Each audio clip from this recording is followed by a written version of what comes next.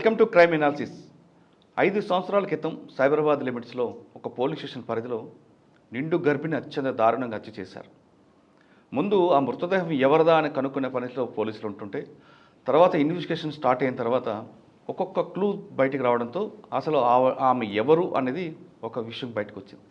తర్వాత పోలీసులు ఆమెను చంపిన వారు ఎవరు అనేది పట్టుకున్నారు. అందులో 4 వ్యక్తులు దొరికారు.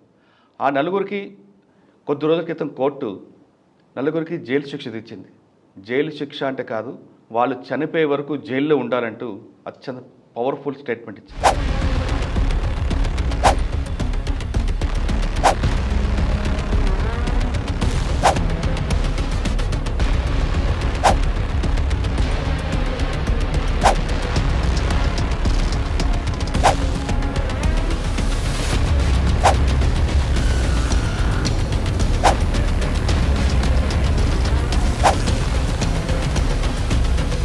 ఆ 4కి జైలు శిక్ష విధించడంలో తమ వంతు సహకారం అందించిన 4 ఆఫీసర్లే ఈరోజు గెస్ట్. అందులో ఫస్ట్ ఐఓ ఎవరు, ఆ కేసుని ఎలా బ్రేక్ చేసుకొచ్చారు అనేతో పాటు ఒక పోలీస్ ఆఫీసర్ ఛార్జ్షీట్ వేసిన తర్వాత ఆ ఫ్రేమ్స్ని కరెక్ట్గా చేసుకొని కోర్టు ముందు ప్రొజెక్ట్ చేయడంలో ప్రాసిక్యూషన్ రోల్ ఏ విధంగా ఉంటుంది అన్నది ఈ కేసులో బయటపడింది. పోలీస్ ప్రాసిక్యూషన్ కలిసి పనిచేస్తే నిందితుడు తప్పించుకోవడం అన్నది వాడి తరం కాదన్నది ఈ కేసులో బయటపడింది. అందులో 1, 2 కాదు 4 పడ్డాయి. ఇందులో అన్నిటికన్నా ఇంపార్టెంట్ ఏంటంటే 1, 2 సాక్షులు కాదు 63 మంది సాక్షులు ఉన్నారు. అందులో ఫ్రేమ్స్ చేయడం ఏంటా అన్నది చాలా ఇంపార్టెంట్ విషయం.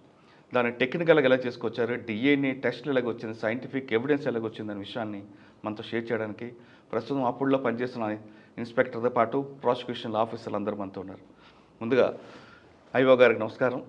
నమస్కారం సార్. తర్వాత అడిషనల్ పబ్లిక్ ప్రాసిక్యూటర్ ఉపేంద్ర గారు, గంగాధర్ గారు, గంగాధర్ గారు ఏసీపీ ప్రజెంట్, అప్పుడు గచ్చిబౌలి ఇన్స్పెక్టర్ గారు, నాగేశ్వర గారు additional public prosecutor Kukatpally court. వీళ్ళ ముగ్గురితో పాటు గతంలో ఆ కేసు స్టార్ట్ ఉన్నప్పుడు అడిషనల్ పబ్లిక్ ప్రాసిక్యూటర్ ప్రసాద్ గారు కూడా ప్రస్తుతం మా లైన్లో ఫోన్ లైన్లో అందుబాటులోకి వస్తారు. అసలు ఆ కేసు ఏం జరిగింది, ఎలా దాన్ని బ్రేక్ త్రూ తీసుకొచ్చారు విషయాన్ని ముందుగా ఎస్హెచ్ఓ గంగాధర్ గారు అని తెలుసుకుంది. సార్ నమస్తే అండి.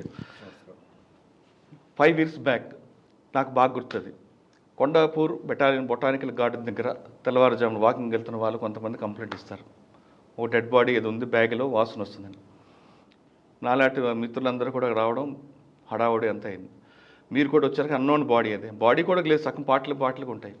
వారం రోజుల వరకు ఆ కేసులో దాదాపు ఎటువంటి క్లూ కనిపించలేదు. ఎక్కడో దగ్గర సీసీటీవీలో జస్ట్ వాళ్ళ బ్యాక్ నుండి వెళ్తున్నప్పుడు సీసీటీవీ ఒకటి మీకు లీడ్. ఆ కేసు ఎలాగో మీకు లీడ్కి వచ్చింది, మీకు ఫస్ట్ కంప్లైంట్ ఏ విధంగా వచ్చింది ఒక్కసారి రివీల్ చేయండి.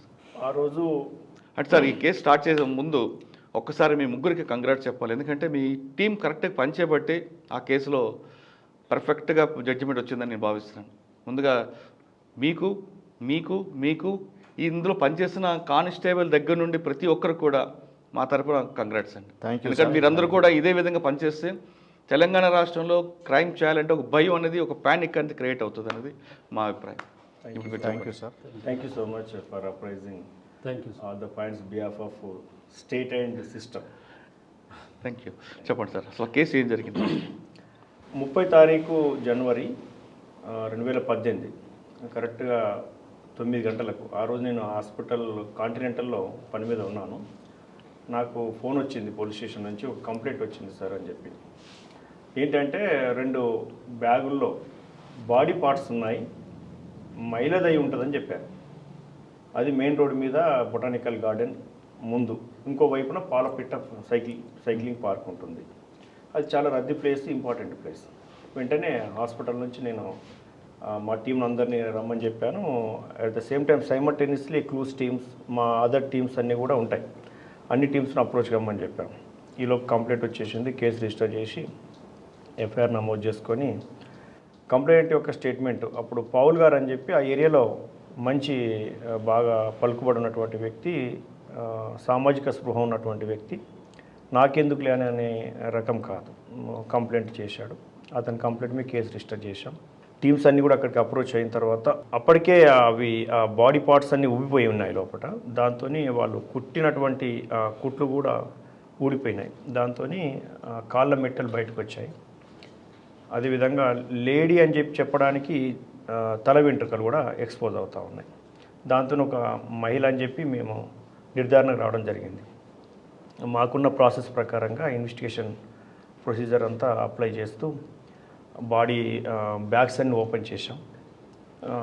అనుకున్నట్టుగానే ఉమెన్ డెడ్ బాడీ 2 బ్యాగుల్లో 7 పార్ట్స్ ఉన్నాయి. మొత్తం ఒక బ్యాగ్లో టార్సో అంటే మొత్తం దేహం ఉంది, కాళ్ళు చేతులు తల అన్నీ ఇంకొక బ్యాగ్లో ఉన్నాయి.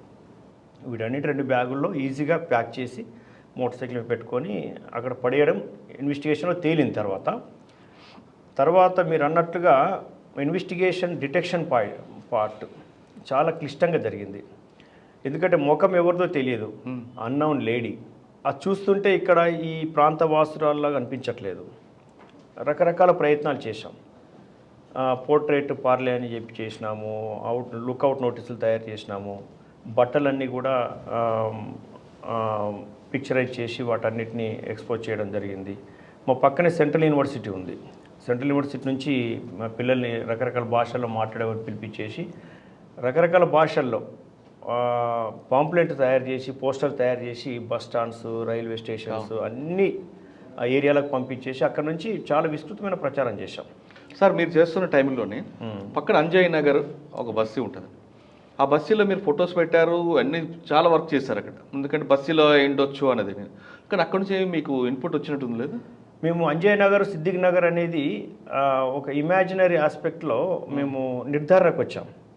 ఎందుకంటే బాడీ పార్ట్స్ అక్కడే ఎందుకు పడేశారు, అక్కడే ఎందుకు అబండన్ చేశారు అనే విషయానికి వస్తే ఎక్కడి నుంచి తీసుకొచ్చి ఉంటారు అనేది వేరే ఒక 4 రూట్ల నుంచి ఇది పాసిబిలిటీ లేదు, ఇంకో ఈ రూట్ నుంచి వచ్చే అవకాశం ఉందని మేము అట్లా ఆ పాసిబిలిటీకి వెళ్ళి ఆ రూట్ను మేము వనరబుల్గా తీసుకొని ఆ ఏరియాలో ఎక్కువ విస్తృతంగా ప్రచారం చేయడము, ఆ పోస్టర్లను అతికించడము, ఆ ఏరియాలోనే ప్రతి ఇంటి మీద నిఘా పెట్టడము, ఆ ఇంటి మీదనే ఆ ఏరియాలోనే మేము ఎక్కువ ఎనాలిసిస్ చేయడం జరిగింది. అన్ని రకాల ఎనాలిసిస్. కొన్ని ఎనాలిసిస్ మేము అంటే బహిర్గతంగా మేము చెప్పలేము, ఎందుకంటే కొన్ని మేము డిస్క్లోజ్ చేయడం వల్ల కూడా అక్యూజ్ పర్సన్స్, కొంత నటోరియస్ క్రిమినల్స్ అన్ని కూడా వాళ్ళంతా అడ్వాంటేజ్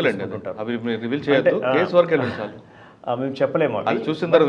చేసి అవి విస్తృతమైనటువంటి ప్రక్రియ అంతా మేము పాటించడం జరిగింది. ఓకే, అట్లా మీరన్నట్టుగా 1 వీక్ కాదు 2 వీక్స్ వరకు కూడా మేము ప్రయత్నం చేసినాం అన్ని రకాలుగా. ఈవెన్ ఏ లెవెల్కి వెళ్ళిపోయినామంటే అంగన్వాడీ టీచర్స్ వాళ్ళ గ్రూప్స్తో కూడా మీటింగ్ పెట్టి ఈమె గర్భిణీ స్త్రీ అని చెప్పి మేము పిఎంఈలో నిర్ధారణకు వచ్చిన తర్వాత వాళ్ళతో మీటింగ్ పెట్టి ఎక్కడైనా ఆమె చూస్తే ఆమె పేదరాళ్ళలాగా ఉంది, ఖచ్చితంగా వాళ్ళది అప్రోచ్ అయ్యి గర్భిణీ స్త్రీలు అప్రోచ్ అవుతుంటారు.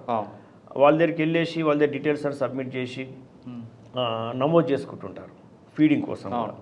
అదేవిధంగా ఆల్ గైనిక్ సెంటర్స్లో కూడా మేము బ్లడ్ షాంపుల్స్ కలెక్ట్ చేయడం జరిగింది. అంటే ఎక్కడైనా ఈ బ్లడ్ షాంపుల్స్తో ఆ blood samples DNA cross matching చేస్తే మనకు ఆచూకు తెలిసిపోద్దని చెప్పి. మూడవది ఆల్ మిస్సింగ్ కేసెస్, ఆ ఏజ్ గ్రూప్లో ఉన్నటువంటి మిస్సింగ్ కేసెస్ అన్నీ కూడా ఎనాలిసిస్ చేయడం జరిగింది. ఇట్లా చేయక రకరకాల బ్యాగ్స్ పడేసినటువంటి బ్యాగ్స్ ఏవైతే ఉన్నాయో వాటి మీద లోగోస్ ఉంటాయి, ముద్రలు ఉంటాయి, ఫోన్ నంబర్స్ ఉంటాయి, ఈ బ్యాగ్ ఎక్కడ పర్చేజ్ చేశారు, ఆ బ్యాగ్ ఇక్కడ నుంచి ఇక్కడికి ఎందుకు వచ్చింది. ఫర్ ఎగ్జాంపుల్ జీరో బ్యాగ్ ఉంది, రాజస్థాన్ నుంచి ఇక్కడికి వచ్చింది డీలర్ దగ్గరికి, అది కరెక్ట్ డెస్టినేషన్కి వచ్చింది. ఇంకో గన్ని బ్యాగు గుంటూరు గన్ని బ్యాగ్ అని చెప్పి మిర్చిది, అది ఆ గన్ని బ్యాగ్ కూడా కరెక్ట్గా మన షేర్లింగంపల్లి లొకేషన్కి వచ్చింది. అంటే అక్కడికి ఎందుకు వచ్చాయంటే ఆ డీలర్స్ దగ్గరికి వచ్చాయన్నమాట. అక్కడ నుంచి ఇవి స్ప్రెడ్ అయినాయి, అక్యూజ్ చేతిలో పడి అక్యూజ్ వాటిని ఉపయోగించుకున్నారు. అంటే ఇన్ని రకాల ప్రయత్నాలు చేసిన తర్వాత చేస్తుండగా ఇంక ఎనాలిసిస్ కూడా చేస్తుండగా సైంటిఫిక్ మెథడ్స్ అప్లై చేస్తుండగా మాకు సీసీ కెమెరాస్లో ఆ ఏరియాలో ఉన్నటువంటి సీసీ కెమెరాస్ని మేము క్షుణ్ణంగా చూడడం వల్ల ఆ సీసీ కెమెరాలో రకరకాల వెహికల్ అక్కడ ఆగుతున్నాయి పోతున్నాయి. ఎందుకు ఆగుతూ పోతున్నాయి అంటే అక్కడ కొద్దిగా ఓపెన్ ప్లేస్ ఉంటుంది, కొంచెం స్లైట్గా ఎర్లీ మార్నింగ్ నైట్ పూట ఆగడం, ఒక టాయిలెట్ చేయడము, వెళ్ళిపోవడం, ఇటువంటివి కూడా జరుగుతున్నాయి ఆ టైంలో. అన్ని వెహికల్స్ ఎనాలిసిస్ చేయగా ఒక మోటార్ సైకిల్ డిటెక్ట్ అయింది మాకు. ఆ మోటార్ సైకిల్ కూడా సరిగ్గా నంబర్ బ్లర్గా ఉండే. ఇంకా ఎన్ రూట్ కెమెరాస్ అన్నీ ఎనాలిసిస్ చేస్తే 100 కెమెరాలు 10, 20 కూడా కాదు, 100 కెమెరాస్ ఎనాలిసిస్ చేస్తే కొన్ని కెమెరాస్లో నంబర్ బ్లర్గా రావడం, దాన్ని ఇంకా డెవలప్ చేయడం, మాకు మోటార్ సైకిల్ నంబర్ కూడా క్లియర్గా రావడం. ఆ మోటార్ సైకిల్ నంబర్ బేస్ చేసుకొని మళ్ళీ మోటార్ సైకిల్ ఎక్కడ ఉంటుంది, 1000 మోటార్ సైకిల్, 1,00,000 మోటార్ సైకిల్స్ ఉంటాయి, ఎక్కడ ఉంటాయి పట్టుకోవడానికి కూడా ఇంకా వేరే ప్రక్రియ మేము ఫాలో అవ్వడం జరిగింది. మొత్తం మీద మోటార్ సైకిల్ ట్రేస్ అవుట్ చేసాం. ఒక డిటెక్షన్ ప్రక్రియ ఇట్లా జరిగిపోయింది. అంటే మీకు ముందు బాడీ అన్నోన్ బాడీని నోన్ చేయడానికి మోటార్ సైకిల్ లీడ్ ఇచ్చింది, వెంటనే మీకు అది నోన్ అయిందా, లేదు తర్వాత ఎక్కువ దొరికేక అయిందా? అక్యూజ్డ్ దొరకడంతో ఒక పేరు వరకు ఒక మహిళను హత్య చేసిన అక్యూజ్డ్ మహిళ అనేది మాకు డిటెక్ట్ అయిపోయింది. కానీ మహిళ ఎవరు అనేది, మహిళ ఎలా ఉంటుంది అనేది, అసలు ఆమెకు ఉన్నటువంటి ఎగ్జాక్ట్ పేరు కూడా మాకు అప్పటి వరకు డౌటబులే. అచ్చా. ఆ డౌట్ క్లియర్ చేసుకోవడానికి మేము 4 రాష్ట్రాలు తిరగాల్సి వచ్చింది. ఉత్తరప్రదేశ్, ఉత్తరాఖండ్, బీహార్, జార్ఖండ్. మా టీమ్స్ అన్నీ అక్కడ తిరిగి వచ్చాయి. ఎందుకంటే ఈమె ఎక్కడెక్కడ తిరిగింది, ఎక్కడెక్కడ ఉంది, దినేష్తో ఎక్కడెక్కడ ఉంది, భర్తతో, ఫస్ట్ భర్తతో, తర్వాత ఈ అక్యూజుడు వికాస్ కశ్యప్తో ఎక్కడెక్కడ తిరిగింది, ఆ లొకేషన్స్ అనేది తిరిగితే అక్కడ మాకు కనీసం ఆధార్ ప్రూఫ్ అయినా ఏదైనా ఫోటోనే దొరుకుతుందని చెప్పి ప్రయత్నం చేసినాం. ఎక్కడ దొరకలేదు. ఎందుకంటే ఆమె బిలాంగింగ్స్ మొత్తం వెంట పట్టుకొని వచ్చేసింది. వాళ్ళు పేదవాళ్ళు, మోహన్ మల్తి గ్రామంలో కూలి పని చేసుకునే వాళ్ళు, ఇళ్ళల్లో ఫోటోలు పెట్టుకోవాలి, ఫోటో దిగి ఒక ఫ్రేమ్ పెట్టుకోవాలన్న ఆలోచన కూడా లేని వాళ్ళు. ఆమె దగ్గర ఉన్నటువంటి ఆ ఫోటోస్ కూడా ఆమె వెంటనే పెట్టుకున్నది. పెట్టుకొని వెంట బిలాంగింగ్స్ తెచ్చుకుంది. కాబట్టి అక్యూజ్డ్ అంటే మర్డర్ చేసిన తర్వాత బిలాంగింగ్స్ అన్ని కూడా డిసపియర్ చేసేసారు. అసలు వీళ్ళిద్దరికి ఎక్కడ పరిచయం అండి? అక్యూజ్డ్ వికాస్ కశ్యప్ ఈమె అంటే పక్క రాష్ట్రము ఉత్తరప్రదేశ్ చందౌసి గ్రామంలో ఈమె సంసారం చేస్తూ ఉంది దినేష్తో. దినేష్ తాగుడు అలవాటు ఉంది. అదే గ్రామంలో దినేష్కు వికాస్ కశ్యప్ అక్యూజ్డ్ దగ్గర బంధువు కూడా అదే బస్తీలో. మెల్లిగా వాళ్ళ మధ్యలో పరిచయం పెరిగింది. ఆ పరిచయం కాస్త లవ్గా డెవలప్ అయిపోయింది. అక్కడ నుంచి వాళ్ళిద్దరు మాట్లాడుకొని బీహార్కి వచ్చేసారు వాళ్ళు. అంటే ఈ డిసీజ్డ్ వల్ల అమ్మగారింటికి వచ్చేసారనమాట. వచ్చేసి ఇక్కడ వీడు వికాస్ కశ్యప్ తిలకం పెట్టేసి పెళ్లి చేసుకున్నట్టుగా ప్రకటించేస్తాడు. సో వాళ్ళిద్దరు భార్య భర్తలుగానే లివ్ ఇన్ టుగెదర్గానే జీవిస్తున్నారు అన్నమాట. అట్లా పరిచయం పెరిగిపోయింది వాళ్ళకు. ఓకే. కానీ ఇక్కడ ఎందుకు వచ్చాడు హైదరాబాద్? ఎందుకు వచ్చారంటే అప్పటికే ఇందులో A3 అమర్కాంత్ జా ఇక్కడ హైదరాబాద్కి వచ్చి రెస్టారెంట్స్లో పనిచేస్తున్నాడు. పనిచేస్తున్న క్రమంలో వీళ్ళు ఈ A1 మమతా జా, భర్త అనిల్ జా A4 వాళ్ళ గ్రామంలో ఉన్నారు. A3 అమర్కాంత్ జా వాళ్ళ కొడుకు మొత్తం గ్రామంలో ఉన్నారు. ఈ డిసీజ్డ్ ఈ పింకీ వాళ్ళ ఇంటి ఎదురుగానే, అమ్మగారి ఇంటి ఎదురుగానే మమతా జా ఇల్లు ఉంటుంది బీహార్లో. వాళ్ళు మమతా జా అంటే అక్కడ వాళ్ళు ల్యాండ్ లార్డ్ అంటారు. అక్కడ ల్యాండ్ లార్డ్స్ వాళ్ళు వీళ్ళ ఇంటికి పని చేయడానికి వెళ్ళేది. పని చేయడానికి వెళ్ళినప్పుడు ఆ ఇంట్లో ఇంకా వ్యవసాయ పనులు కూడా ఉండేది. ఆ ఇంటి నుంచి ఆ వ్యవసాయ పనులు చేయడానికి వికాస్ కశ్యప్ కూడా వెళ్ళేది అనమాట. అంటే పింకీ వికాస్ కశ్యప్ వెళ్ళారు. వెళ్ళినప్పుడు మమతా జా అండ్ వికాస్ కశ్యప్ మధ్యలో మన పరిచయం ఏర్పడింది. ఇక్కడ మమతగా ఇల్లీగల్ ఇంటిమసీ డెవలప్ అయింది. మమతా జా ఏమనుకుందంటే భర్త ఏజ్డ్, ఆయనతో ఆమెకి ఇంటిమసీ లేదు, ఆమెతో రిలేషన్ లేదు. అయితే వికాస్ కశ్యప్తో పరిచయం ఏర్పడడం వల్ల ఆమె ఒక ప్లాన్ చేసింది. కొడుకు ఎలా హైదరాబాద్లో ఉంటున్నాడు,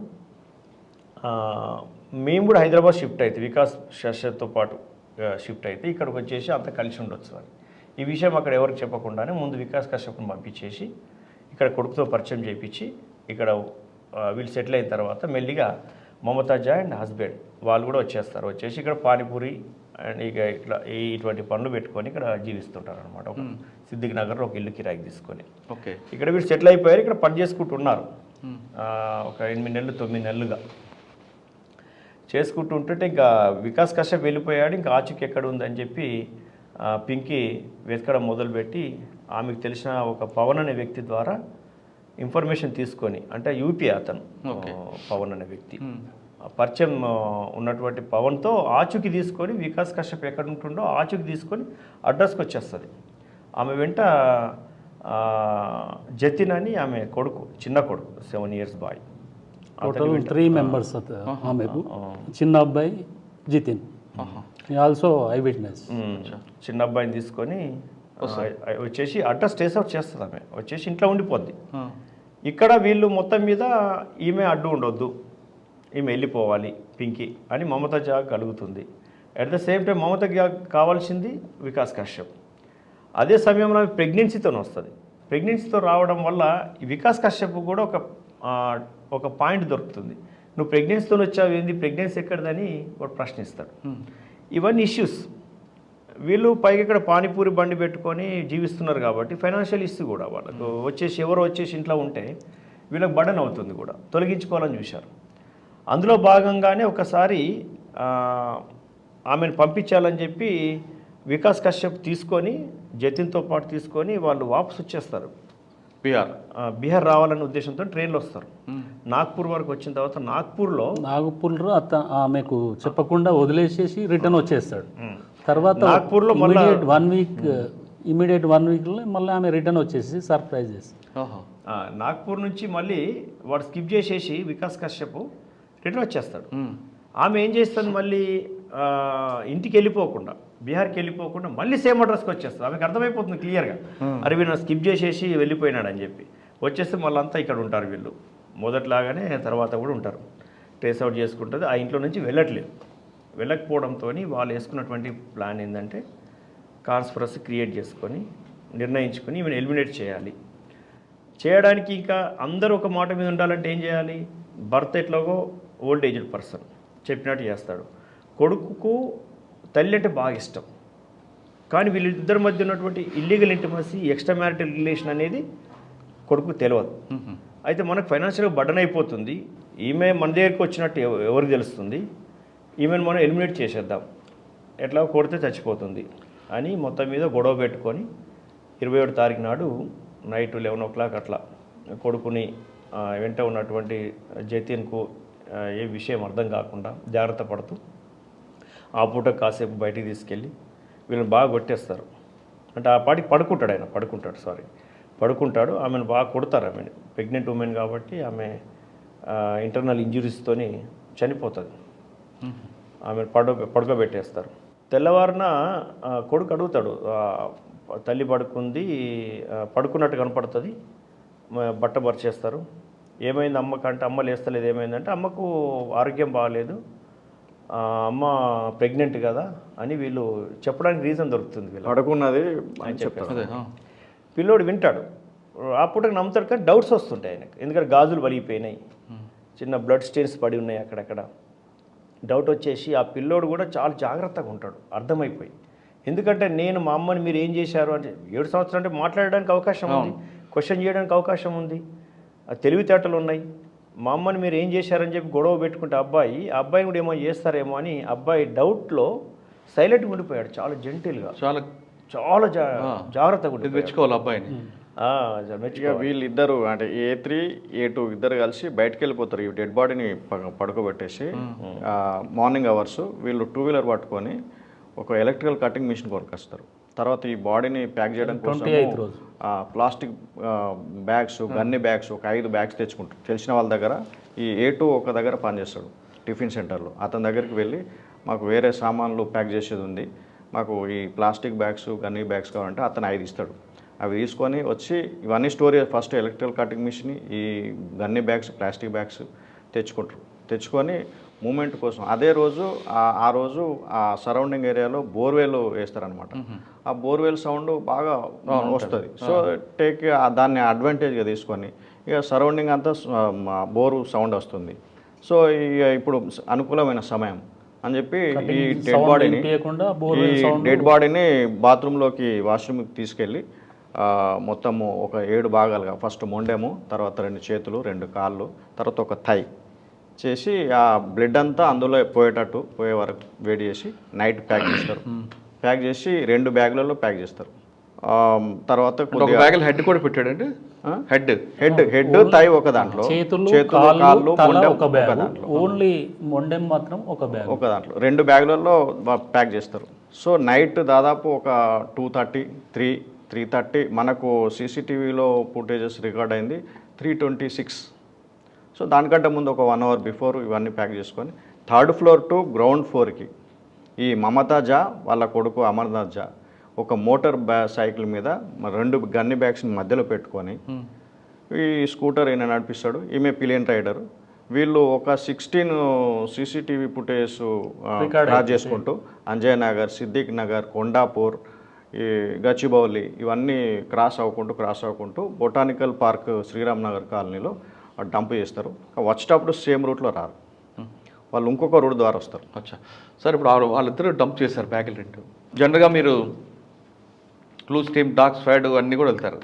మీరు అక్కడ ఫస్ట్ రికవర్ చేసిన ఏమిటండి? బండి బ్యాగ్ పట్టు అక్కడ పరిసరాలన్నీ గమనిస్తుంటాం, కానీ అక్కడ మాకు బాడీ పార్ట్స్ దొరుకుతున్నాయి, బ్యాగులు దొరుకుతున్నాయి, అదేవిధంగా బ్లడ్ స్టెయిన్స్, కంట్రోల్ ఎర్త్, ఈ ఫిజికల్ ఎవిడెన్సెస్ కలెక్ట్ చేయడం మీదనే మా యొక్క కాన్సన్ట్రేషన్ ఉంటుంది. రైట్. తర్వాత సెకండ్ స్టేజ్లో ఆ చుట్టుపక్కల ఒక 100 మీటర్స్ 50 మీటర్స్ రేడియస్లో ఇంకేమైనా క్లూస్ దొరుకుతాయి అని చెప్పి సెకండరీ ఆస్పెక్ట్. రైట్. ఆ సెకండ్ ఫేజ్లో అవన్నీ ట్రై చేస్తుంటాం. Okay. కానీ అక్కడ మాకు ఏ క్లూస్ దొరకలేదు. Body parts, blood stains, tissues, ఈ కంట్రోల్ ఎర్త్ తప్ప ఏం దొరకలేదు. మాకు దొరికినటువంటి క్లూస్లల్లో అందులో ఉన్న క్లూస్ ఏంటంటే బ్యాగ్సే క్లూస్, బట్టలు క్లూస్, మెట్టెలు, ఆర్నమెంట్సే క్లూస్. వాటితోనే మేము ముందుకు పోవచ్చు అనుకున్నాం. Sir, first step, second step అయింది. తర్వాత ఎక్యూజ్ నోన్ అయిన తర్వాత ఇంటికి వెళ్ళి ఉంటారు మీరు.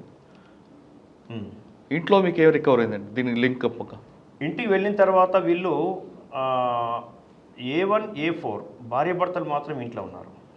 A3 2-3 రోజుల తర్వాత బీహార్ వెళ్ళిపోయినాడు. A2 అమర్ ఖంజా ఆయన క్లోజ్ ఫ్రెండ్ ఒక రెహాన్ అని ఉంటాడు దగ్గరలో రూమ్, ఆయన రూమ్కి వెళ్ళిపోయినాడు. అంటే ఎక్కడో అక్కడ వాళ్ళు స్కాటర్ అయిపోయి. A1 ఉన్నాడు ఇంట్లో. A1 ఇద్దరు ఉన్నారు, భార్యాభర్తలు ఉన్నారు ఇంట్లో. మాకు క్లూస్ వచ్చిన తర్వాత మోటార్ సైకిల్ డిటెక్ట్ అయిన తర్వాత మోటార్ సైకిల్ యూజర్ ఎవరు, మోటార్ సైకిల్ యూజర్ అంటే మాకు పెద్ద కన్ఫ్యూజ్. ఆ టైంలో ఎవరి పేరు వస్తుంది, ఒక విజయ్ కుమార్. విజయ్ కుమార్ని అడిగితే నీ మోటార్ సైకిల్ నేను 2015లో అమ్మేసినాను, 2015లో నేను అమ్మేసినాను అంటాడు. ఎవరికి అమ్మినామంటే శశి కుమార్ని అడిగితే నేను ఈ వెహికల్ ఒక బర్ధన్కి అమ్మినాను, సిద్ధార్థ బర్ధన్కి అమ్మాను. సిద్ధార్థ బర్ధన్ పట్టుకున్నాం. సిద్ధార్థ బర్ధన్ అక్కడ లాల్ స్ట్రీట్ అని ఒక రెస్టారెంట్లో, పబ్కమ్ రెస్టారెంట్లో పనిచేస్తున్నాడు. అతన్ని అడిగితే ఈ బండి నేను కూడా డిస్పోజ్ చేసినాను, అమర్ ఖంజా తీసుకున్నాడు అన్నాడు. అమర్ ఖంజా ఎవడంటే పొలం దగ్గర ఉంటాడు, ఆయనే లాస్ట్ యూజర్. మేము ఆ సిద్ధార్థ బర్ధన్ దగ్గర కూడా ఎట్లా వెళ్ళాం, మరి మోటార్ సైకిల్ కావాలి కదా ఇక్కడ. సిద్ధార్థ బర్ధన్ ఎక్కడుంటాడు, సిద్ధార్థ బర్ధన్ మీద పేరు మీద బండి లేదు. శశికుమార్ అనే వ్యక్తి అమ్మినంత మాత్రాన శశికుమార్ దగ్గర డీటెయిల్స్ లేవు. 2015లో అమ్మినాడు ఆయన. అతని దగ్గర ఫోన్ నంబర్ కానీ ఐడి ప్రూఫ్ కానీ ఏమీ లేవు. ఎట్లా పట్టుకోవాలి? మాకున్నటువంటి టెక్నికల్ గ్యాదరింగ్స్లో ఎక్కడైనా చలాన్లు పడ్డాయా అని చూస్తాం. మా దగ్గర డేటా ఉంటుంది. మా దగ్గర ట్రాఫిక్ అడ్మిన్ దగ్గరికి వెళ్ళేసి మన చలాన్ పడ్డాయంటే రీసెంట్గా కొండాపూర్లో ఒక చలాను, గచ్చిబౌలిలో ఒక చలాన్ పడ్డది. మరి చలాన్ పే చేసింది ఎవరు? చలాన్ యూజరే పే చేస్తాడు అబ్వియస్లీ. సిద్ధార్థ బర్ధన్ పే చేసినాడు. సిద్ధార్థ బర్ధన్ యొక్క ఐడి ప్రూఫ్ కూడా అక్కడ ఇవ్వడం జరిగింది. ఓకే. అది పట్టుకొని మేము ఆ డీటెయిల్స్తోని, అంటే వాడు ఆ చలానా ప్రూఫ్ పే చేయకపోయి ఉంటే దొరికేది కాదు, కొంచెం పెండింగ్ ఉంటుంది అన్నమాట. పెండింగ్ ఉంటుంది. అంటే ఇక్కడ ఒకటి గమనించాల్సింది ఏంటంటే అండి, పోలీస్ ప్రొఫెషనల్స్ కేసుని ఎలాంటి కేసునైనా కానీ వెనుకనో ముందు డిటెక్ట్ చేస్తారు. వెరీ రేర్ క్లోజ్ చేయడం అనేది జరుగుతుంది. డిటెక్షన్ అనేది పెద్ద విషయం కాదు, 100% అది. కొద్దిగా వెనక ముందు అవుతుంది, లేట్ అవుతుంది. 2 వీక్స్ డిటెక్ట్ అయింది, 3 వీక్స్ అవుతుంది. అంతే మీరు అన్నట్టు 3 వీక్స్ అవుతుంది. డిటెక్షన్ కాకుండా ఉండదు. అంటే 3 వీక్స్ కాదు, 4 వీక్స్ అయినా అక్కడ ఐఓకి ఒక ప్యాషన్ ఉండాలండి. ఎస్, ప్యాషన్ ఉన్న ఐఓ ఉంటేనే, ఆ సూపర్వైజర్ ఆఫీసర్ కూడా ఇంట్రెస్ట్ ఉంటేనే ఆ కేసు ముందుకు వెళ్తుంది. కానీ నేను చూసిన కేసుల్లో ఒక ఐఓకి నాకు ఎందుకులే అయిపోయింది ట్రాన్స్ఫర్ అయిపోతున్నానని కొంతమంది ఉంటారు. మనకున్న కేసుల్లో ఇదో కేసు అని కొంతమంది అనుకుంటారు. ఎందుకంటే మీకున్న బందోబస్తులు చాలా వేరే వేరే యాక్టివేషన్ ఉంటాయి కాబట్టి అందులో ఇది కలిసిపోవచ్చు అవకాశం ఉంటాయి. కానీ ప్యాషన్ అనేది ఇక్కడ ఇంపార్టెంట్. మీకు ఒక ప్యాషన్ ఉంది కాబట్టి దాని వెనక మీరు అప్పుడు సిపి గారు కూడా సజ్జనార్ గారు అనుకుంటా, లేదు సందీప్ షండిలే గారు. మీరు ఆ మాటకు నేను చెప్పదలుచుకుంది ఏంటంటే గుర్తు చేసుకోవాల్సిందే, ఆ సమయంలో మా పోలీస్ స్టేషన్లో 12 టీముల్ని మేము ఆర్గనైజ్ చేయాల్సి వచ్చింది. 12 టీంలు ఆర్గనైజ్ చేశాం. ఒక సీనియర్ సబ్ ఇన్స్పెక్టర్, అప్పటికి 6 సబ్ ఇన్స్పెక్టర్స్ ఉన్నారు పోలీస్ స్టేషన్లో, ఒక డిఐ ఉన్నాడు, నేను ఎస్హెచ్ఓ యాజ్ ఇన్స్పెక్టర్. ఒక సీనియర్ సబ్ ఇన్స్పెక్టర్ను పోలీస్ స్టేషన్లో పెట్టి ఎస్హెచ్ఓ బాధ్యతలు అప్పగించి పోలీస్ స్టేషన్లో ఉన్నటువంటి టోటల్ స్టాఫ్ మొత్తం బయటకు తీసుకొచ్చేసి టీమ్స్ అని డివైడ్ చేసి ఒక్కొక్క టాస్క్ ఒక్కొక్క టీంకి అప్పగించి వాళ్ళు ఎప్పుడు తిన్నారు ఎప్పుడు పడుకున్నారో కూడా తెలియని పరిస్థితి ఏర్పడింది. 12 days 13 days. At the same time ఆ సమయంలో ఉన్నటువంటి సందీప్ షాండిలియా గారు sir task man officer, task officer. Sir చాలా డీటెయిల్గా క్షుణ్ణంగా పోతుంటారు. సార్ ప్రతిదీ కూడా మైన్యూట్గా తీసుకుంటారు, చాలా మ్యాగ్నిఫిషెంట్. ఆ సమయంలో సార్ ఇచ్చినటువంటి సపోర్ట్ కూడా మాకు చాలా అమోఘం. సపోర్టివ్ టీమ్స్ సిసిఎస్, ఎస్ఓటి ఇవన్నీ ఉంటాయి. ఆ సపోర్ట్ కూడా మాకు దొరికింది. మొత్తం మీద మా దగ్గర ఉన్నటువంటి ఎస్ఐస్ ధర్మేష్ ఉండేవాడు, వెంకటేష్, ధర్మేష్, రాజేంద్ర, రాములు, వీరందరూ కూడా ఒక్కొక్కరు బాధ్యత వాళ్ళు వహించి, వాళ్ళ బాధ్యతలు వాళ్ళు వహించి అప్పగించిన ప్రకారంగా అన్ని రకాల టెక్నికల్ ఎవిడెన్సెస్ కలెక్ట్ చేసుకుంటూ ముందు పోవడం జరిగింది. కానీ ఒకటే ఏమనిపించింది, ఏదైనా కానీ మీరు అన్నట్టు అప్పుడే ఒక కేసు టోలీ చౌకీలో సూట్ కేసులో బాడీ పార్ట్స్ పెట్టారు. ఆ కేసు అన్నౌన్గా ఉండిపోయింది. మైదీపట్నం రైతు బజార్ దగ్గర ఉంటుంది. ఎస్ రైతు బజార్ దగ్గర ఆ కేసుతో పోల్చడం జరుగుతుంది. స్క్రోలింగ్ కూడా వస్తున్నాయి, అవును, స్టోరీలు కూడా వస్తూ ఉన్నాయి, బ్రేకింగ్ న్యూస్ కూడా వస్తున్నాయి. టోలీ చౌకీ మెహదీపట్నం కేసు లాగానే ఈ కేసు కూడా ఎండ్ అవుతుంది అని వస్తుంది. డైలీ ఎవ్రీడే ప్రెషర్ ఉంది మీడియా. అంటే ఆ కేసు చేసిన వ్యక్తి తర్వాత లేడు, ఆ కేసు వేరే కేసులో వెళ్ళిపోయింది అది. కానీ ఆ మిస్టరీ ఉండిపోయింది, ఇప్పటికీ ఉంది. అది ఉండిపోయింది. బాడీ మైదీపట్నం రైతు బజార్ ఎదురుగా ఉంటుంది. Undetected case. కానీ ఈ కేసులో ఈ సిద్ధార్థ్ బర్ధన్ పర్టికులర్స్ అక్యూన్ పర్టికులర్స్ చెప్పిన తర్వాత ఇమీడియట్గా పోలీస్ అంతా వాళ్ళ సిద్ధార్థ్ బర్ధన్ ఉండే ఇంటికి వెళ్ళిపోతే అప్పటికే అక్యూన్ ఇంటికి వెళ్ళిపోతారు. A3 ఈ సిద్ధార్థ్ బర్ధన్ దగ్గర పనిచేస్తాడు. సో ఆ పర్టికులర్స్ అన్నీ A3కి సంబంధించి తెలుసు కనుక ఇమీడియట్గా ఆ పర్టికులర్స్ చెప్తారు, ఇంటి అడ్రస్ చెప్తాడు. అతన్ని పట్టుకొని ఈ ఎక్కడైతే మర్డర్ జరిగిందో పింకిది ఆ ఇంటికి వెళ్తారు. అది 3rd ఫ్లోరు. పోయేసరికి అక్కడ A1 మమతాజా, తర్వాత హస్బెండ్ అనిల్ జా ఇద్దరు ఉంటారు. సో అక్కడ వాళ్ళని కస్టడీలో తీసుకొని కన్ఫెషన్లో అన్ని చెప్పిన తర్వాత పంచుల సమక్షంలో ఎలక్ట్రికల్ కటింగ్ మిషన్, తర్వాత అక్కడ ఈ వాల్స్ మీద పడ్డ బ్లడ్ స్టెయిన్స్, వాష్రూమ్లో ఉన్న జాలి ఉంటుంది కదా, ఈ వాటర్ పోతుంది కదా, దాన్ని కూడా సీజ్ చేసి, ఎందుకంటే దాని మీద బ్లడ్ శాంపిల్స్ ఉన్నాయి, హాల్లో బ్లడ్ శాంపిల్స్ ఉన్నాయి. ఇవన్నీ కలెక్ట్ చేసిండు. నెక్స్ట్ A3 అడ్రస్ ఆల్రెడీ అక్కడ బీహార్ వెళ్ళిపోయింది కదా, పోలీస్ ఫోర్స్ బీహార్లో అరెస్ట్ చేయడానికి తీసుకెళ్ళింది. తర్వాత వీళ్ళిద్దరిని A3 వచ్చిన తర్వాత A3ని అరెస్ట్ చేస్తారు. సేమ్ పోలీస్ స్టేషన్లో ఇతన్ని ఇంట్రాగేషన్ చేసే సమయంలో A2 అడ్రస్ కూడా దొరుకుతుంది. ఎవరైతే రెహాన్ అనే వ్యక్తి ఇంట్లో ఉంటాడు, సో అక్కడి నుంచి వెళ్ళి అరెస్ట్ చేస్తారు. తీసుకొని పోలీస్ స్టేషన్లో వచ్చి వాళ్ళిద్దరిని ఇంట్రాగేషన్ మొత్తం చెప్తారు. ఈ A3 ఈ బండి పర్టికులర్స్ ఎక్కడంటే MMTS లోకాలిటీలో చెట్ల పొదలలో వీళ్ళు వాడిన బట్టలు ఒక బ్యాగ్లో పెట్టేస్తారు. తర్వాత ఒక హెల్మెట్, బైక్, ఈ కేసులో యూజ్ చేసిన బైక్ 2 వీలర్, దాన్ని సీజ్ చేస్తారు. సరే, ఇవన్నీ సీజ్ చేస్తారు. కానీ అబ్బాయి ఎక్కడ ఉన్నాడు అండి అప్పుడు? అబ్బాయి A1 A4 దగ్గర ఆయన ఏమాత్రం అతనికి డౌట్ రాకుండా ఇంట్లోనే ఉండిపోయాడు. ఓకే, అతను ప్రశ్నించట్లేదు కూడా, ఆయనకు అర్థమవుతుంది. అమ్మ ఎక్కడికి పోయిందని కూడా ప్రశ్నించాడు ఆయన. ప్రశ్నిస్తే అమ్మ ప్రెగ్నెంట్ కదా, హాస్పిటల్లో ఉందని చెప్పేశారు. ఆ మాట అనక ముందే అతనికి 2 మూటలు కనపడ్డాయి. అవి బాడీ పార్ట్స్ ప్యాక్ చేసినటువంటివి. ఆ 2-3 సంచులు కనపడ్డాయి. అవి అమ్మకు సంబంధించిన బట్టలు, బిలాంగింగ్స్ అని చెప్పి వాళ్ళు నమ్మబలికారు. దాంతో అంటే నమ్మించిన ప్రయత్నం చేసిండు. కానీ వాళ్ళు నమ్మించడానికి ప్రయత్నం చేస్తారని ఈ జతిన్ బాయ్ 7 ఇయర్స్ బాయ్కి అర్థమవుతుంది క్లియర్గా. అర్థమవుతున్నా అతను ప్రశ్నించట్లేదు, చాలా లాజిక్గా ఉంటుండు. ఆ ఇంట్లోనే ఉన్నాడు అతను.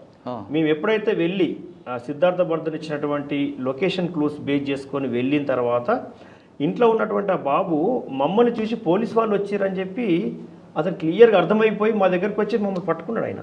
ఇట్లా మనం ఇంటికి ఫాదర్ ఇంటికి వెళ్ళినప్పుడు చిన్నపిల్లలు ఎదురొచ్చేసి పేరెంట్స్ దగ్గరికి వచ్చేసి ఆప్యాయతగా పట్టుకుంటారు కదా, అట్లా అతను హగ్ చేసుకోవడం జరిగింది. అంటే వచ్చేసారు పోలీసులు, ఇంకా నేను సేఫ్ కస్టడీలో ఉన్నానని చెప్పి అతను ఒక్కసారిగా అతను భయం నుంచి బయటకు వచ్చేసాడు అనమాట. వచ్చేసి ఇంకా మాతోనే ఉంటాడు, వాళ్ళతో ఉండట్లేదు ఆ టైంలో. ఆ బాబు ఆ సమయంలో అక్కడ ఉన్నాడు అనమాట. ఏమన్నాడండి? ఏమంటారు? అబ్బాయి అతన్ని ఏం చేయలేదు, అతన్ని హోమ్లో కాదు. అబ్బాయి మీరు అడిగారు కదా ఏం జరిగింది అడిగితే ఏం చెప్తున్నాడు? అడిగితే ఇదంతా చెప్పాడు. అమ్మ ఎక్కడ ఉంది అంటే అమ్మ పడుకుందన్నారు, అమ్మ ఎక్కడ ఉంది అంటే హాస్పిటల్ పోయిందన్నారు. ఏమై ఉంటుందని అడిగితే అబ్బాయి వాళ్ళ ముందు చెప్పడానికి భయపడుతుంటారు సమయంలో. మనం ఏం చేయాలి, ప్రొసీజరల్గా ఏం చేయాలి, అతన్ని ఇమ్మీడియట్గా భయం నుంచి బయట తీసుకురావాలంటే మఫ్టీలు ఉన్నటువంటి వాళ్ళతో కూర్చోబెట్టి అతనితో ఆడుకోవాలి, లేదంటే అతనికి ఏదైతే ఇంట్రెస్ట్ ఉంటుందో దాన్ని మనము స్టిమ్యులేట్ చేయాలి. చిల్డ్రన్ హోమ్ ఉంటుంది, అక్కడ పంపించాలి. ఇవన్నీ చేయడం జరిగింది. మన భరోసా సెంటర్ ఉంటుండే కొండాపూర్ హాస్పిటల్ ప్రీమిసెస్లో. అవును, భరోసా సెంటర్లో పెట్టి అతన్ని పూర్తిగా నార్మలైజ్ చేసి విషయం అంతా అడగడం జరిగింది. అడిగి స్టేట్మెంట్ కూడా రికార్డ్ చేశాం. సేమ్ అది కూడా కోర్టులో సాక్ష్యం చెప్పేటప్పుడు కూడా అదే విధంగా. సార్ ఇప్పుడు మీరంతా స్టేట్మెంట్ తీసుకొచ్చారు, ప్రెస్ మీట్ పెట్టారు, రిమైండ్ చేశారు, కానీ తర్వాత ఆయన బెయిల్కి కూడా రాకుండా మీరు చాలాసార్లు అపోజ్ చేసినట్లున్నారు. నాకు బాగా గుర్తుంది, 18 సార్లు 18 టైమ్స్ డిస్ట్రిక్ట్ 18 టైమ్స్ వాళ్ళు ఒక 6 టైమ్స్ హైకోర్టులో మళ్ళీ ఛాలెంజ్ చేశారు. టోటల్ నేనే ఉన్నాను 18 టైమ్స్ నేనే. మళ్ళీ ప్లస్ ట్రయల్ స్టేజ్లో కూడా ఒక 4 to 6 టైమ్స్ మళ్ళీ ఫైల్ చేశారు.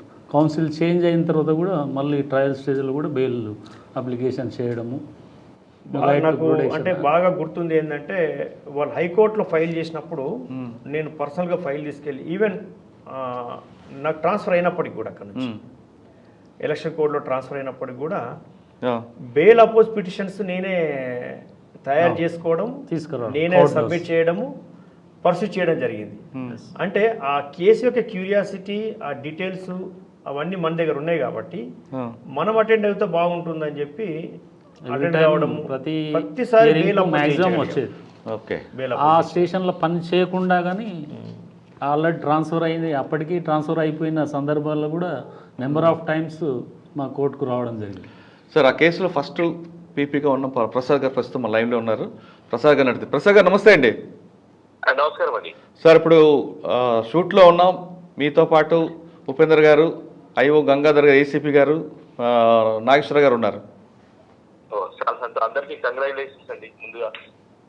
సార్ నాగేశ్వర గారు, గంగాధర్ గారు చెప్తున్నారు ఈ కేసులో ఫస్ట్ చాలా మంది విట్నెస్ క్రాస్ ఎగ్జామ్ చేసింది ప్రసాద్ గారు అని. ఓకే, ఒక్కసారి ఆ కేసు గురించి కొంచెం బ్రీఫ్గా చెప్పండి. అంటే మీ రోల్ ఎక్కడికి వచ్చింది? యాక్చువల్గా ఈ 2020 ఇయర్లో అరౌండ్ నవంబర్లో ఈ కేసు నాకు స్పెషల్ పబ్లిక్ ప్రాసిక్యూటర్గా అపాయింట్ చేశారండి. ఓకే, అప్పుడు సిపిఆర్ స్పెషల్ ఇంట్రెస్ట్ తీసుకొని ఫస్ట్ డే డైరెక్ట్ సిపిఆర్ కూడా ఈ కోర్టు ప్రొసీడింగ్స్ లో వాళ్ళు అటెండ్ అయ్యారు.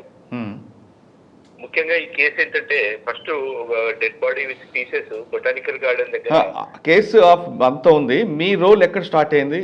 మీరు ఎలాగ విట్నెస్ క్రాస్ ఎగ్జామ్ చేశారు? ఆల్మోస్ట్ 64 విట్నెసెస్ లో మొత్తం 65 విట్నెస్ ఎగ్జామిన్ అయితే అందులో 64 witnesses 64th witness chief examination వరకు నేను చేశానండి. ఈ కేసులో యాక్చువల్లీ ఇన్వెస్టిగేషన్ ఆఫీసర్ యొక్క రోల్ చాలా ఇంపార్టెంట్ అండి. ఆయన చాలా సైంటిఫిక్ రికార్డ్స్ ఇందులో తీసుకురావడం వల్ల మా ప్రాసిక్యూషన్ కూడా చాలా ఈజీ అయింది అనమాట. అంటే కేసు ఫైల్ చూడగానే మీకు దీని కన్విక్షన్ వస్తుంది అనుకున్నారా, లేదు ఇంకా ఏమైనా దీన్ని మార్టిఫికేషన్ చేయొచ్చు అనుకుంటున్నారా? ఏం లేదండి, ఇలాంటి ఒక ఛార్జ్ షీట్ ఇంకోటి ఇంతకుముందు నేను ఎప్పుడు చూడలేదండి. ఎలాగంటే ఈ ఛార్జ్ షీట్ లో ఏ ఇన్సిడెంట్స్ ఎక్కడెక్కడ జరిగాయో వాటి ఫోటోగ్రాఫ్స్ తో సహా ఛార్జ్ షీట్ లోనే ఫోటోస్ పెట్టారండి. That is the first time. Most important ఇంకేంటంటే, యాక్చువల్ ఫస్ట్ వీళ్ళంతా సీసీ కెమెరాలో కనబడ్డారండి. యాక్చువల్ డెడ్ బాడీ తీసుకుపోవడం అంతా అక్కడి నుంచి స్టార్ట్ అయింది. ఆ సీసీ కెమెరాలను ఫస్ట్ వీళ్ళు కలెక్ట్ చేసుకొని తర్వాత అక్యూజ్ అరెస్ట్ అయినాక ఆ సీసీ కెమెరాలో ఉన్నటువంటి మనుషులు ఈ అక్యూజ్ ఎవరైతే అరెస్ట్ అయ్యారో సేమ్ మనుషులు అని చెప్పి కోర్టు ద్వారా వాళ్ళను ఎఫ్ఎస్ఎల్ పంపించి వాళ్ళను ఐడెంటిఫై చేపించడం జరిగిందండి. ఇది వన్ ఆఫ్ ద ఇంపార్టెంట్. ఇప్పటివరకు అలాంటిది నేను చూడలేదు చాలా సామాన్యంగా. అదొకటి, అది చాలా ఇంపార్టెంట్ అండి. ఇంకోటి, ఈ మనం అన్ని కేసెస్ లో కన్ఫెషన్ స్టేట్మెంట్ ఎవరు విఆర్ఓ తీసుకొచ్చి వాళ్ళతోటి మనము కన్ఫెషన్ స్టేట్మెంట్ ఇప్పిస్తుంటాం. ఇక్కడ జరిగిన ముఖ్యమైన విషయం ఏంటంటే, IOR video recording of confession statement చేశారండి. One of the important issue అండి. ఇది చాలా ముఖ్యమైన విషయం. యాక్చువల్గా అక్యూజ్ యూజ్ చేసినటువంటి మోటార్ బైక్, ఇంకోటి అక్యూజ్ యూజ్ చేసినటువంటి మిషన్ అండి. మేజర్ గా అతడు ఎక్కడ పర్చేజ్ చేస్తాడో దాన్ని వీడియోగ్రాఫ్, అక్యూజ్ తీసుకెళ్లేటప్పుడు వీడియోగ్రాఫ్ చేయడము, అక్యూడ్ ఏ బండి మీద అయితే డెడ్ బాడీ తీసుకుపోయారో ఆ బైక్ చూపెట్టేటప్పుడు కూడా వీళ్ళు వీడియో రికార్డింగ్ చేయడం జరిగింది. That is the most important evidence. అంటే సీన్ రీకన్స్ట్రక్షన్ అంత కంప్లీట్ గా వీడియో ఉందంటారు? ఉందండి, క్లియర్ గా కంప్లీట్ ఉందండి. అంటే సాధారణంగా కన్ఫెక్షన్ చేస్తున్నప్పుడు పోలీసులు భయపడి చెప్పామని కొంతమంది చెప్తుంటారు. అటువంటి లేదా మీకు ఎక్కడ ఎదురుపడలేదా? ఈ ఈ ఈ కేసు విషయంలో అలాంటి స్కోప్ ఇవ్వకుండా ఇన్వెస్టిగేషన్ ఆఫీసర్ గారు చాలా జాగ్రత్త పడ్డారు. ఇంకోటి, ఎప్పుడైతే ఈ వీడియో రికార్డ్ ఉందో వేరే వారికి కూడా ఇలాంటి ఇప్పుడు జడ్జి గారికి కూడా చాలా ఈజీ అవుతుందండి కన్విక్షన్ ఇచ్చేటప్పుడు. ఆ జెన్యునిటీ ఆఫ్ ది ఇన్వెస్టిగేషన్ అక్కడ కనబడుతుందండి, అది చాలా ఇంపార్టెంట్ అండి. ఓకే. ఇంకొకటి ఏంటంటే బ్లడ్ స్టెయిన్స్ కలిపి ఐఓ గారికి ఏంటంటే డెడ్ బాడీ ఐడెంటిఫై చేయడం కూడా చాలా కష్టంగా ఉండే యాక్చువల్ ఫస్ట్ లో. అయితే డెడ్ బాడీ తర్వాత అరెస్ట్ అయిన తర్వాత వాళ్ళ మదర్ ను అక్కడి నుంచి వాళ్ళ ఊరు నుంచి పిలిపించి ఆ బ్లడ్ స్టెయిన్స్ ఎక్కడైతే వీళ్ళు యాక్చువల్ ఆ మిషన్ తోట ఆ అమ్మాయిని ఎవరైతే ప్రెగ్నెంట్ ఉమెన్ అమ్మాయి చనిపోయిందో ఆ కట్ చేసిన ప్లేస్ లో వాళ్ళు బ్లడ్ స్టెయిన్ కలెక్ట్ చేయడమే. ఇక వాళ్ళు కడిగిన తర్వాత ఆ జాలి ఉంటది కదా, జాలి ఉంటది కదా, అక్కడి నుంచి బ్లడ్ స్టెయిన్స్ ఆ ఇంట్లో గోడల పైన బ్లడ్ స్టెయిన్స్ అన్ని కలెక్ట్ చేసి తర్వాత మళ్ళీ ప్లేస్ ఆఫ్ ఎక్కడైతే డెడ్ బాడీ పడేసారో అక్కడి నుంచి కూడా బ్లడ్ స్టెయిన్ కలెక్షన్ చేసి వాటితో సహా వాళ్ళ అమ్మను డిఎన్ఏ టెస్ట్ పంపించారండి. అక్కడ అది కూడా క్లియర్ గా మ్యాచ్ అయిందండి, వన్ ఆఫ్ ది ఇంపార్టెంట్. తర్వాత వాళ్ళ అమ్మ తర్వాత తప్ప ఇంకెవరికి ఆ డెడ్ బాడీని గుర్తించే అవకాశం లేదండి. ఎప్పుడైతే మార్చురీలో ప్రిజర్వ్ చేశారో వాళ్ళ అమ్మని తీసుకుపోయి అక్కడ ఆమె యొక్క ఐటమ్స్ అన్నమాట, ముఖ్యంగా ఈ కేసులో మట్టెలు అని పెళ్ళైనాక మట్టెలు పెడతారు కదా, అవి ఆ స్టేట్ లో ఎక్కడ ఉంటాయో కూడా ఇన్వెస్టిగేషన్ ఆఫీసర్ చాలా కష్టపడి దాన్ని కూర్చొని చేశారు. దెన్ ఆ మట్టెలు, ఇంకోటి అమ్మాయి మీద గాజులు, వాటి ద్వారా వాళ్ళ అమ్మ ఆ డెడ్ బాడీని ఐడెంటిఫై చేయడం జరిగిందండి. అది చాలా ఇంపార్టెంట్ విషయం అండి. సార్, 65 మంది సాక్షులు ఉన్నారు కాబట్టి సాధారణంగా కొన్ని కేసుల్లో కేసు పోతుంది, సాక్షులు ఎక్కువ ఉంటాయి అంటుంటారు. మరి ఇందులో మీకు ఆ ప్రాబ్లం ఎదురవ్వలేదా? లేదండి, ఎందుకంటే ఇప్పుడు డెడ్ బాడీకి తీసుకుపోయేటప్పుడు యూజ్ చేసినటువంటి సంచులతో సహా అక్కడి నుంచి ఎన్నో 81 మెటీరియల్ ఆబ్జెక్ట్స్ అంటే యూ కెన్ ఇమాజిన్ ఇంతవరకు ఏ కేసులో కూడా ఇన్ని మెటీరియల్ ఆబ్జెక్ట్స్ మనం సీజ్ చేయలేదండి. సార్, అందులో ఎన్ని మార్క్ అయ్యాయండి?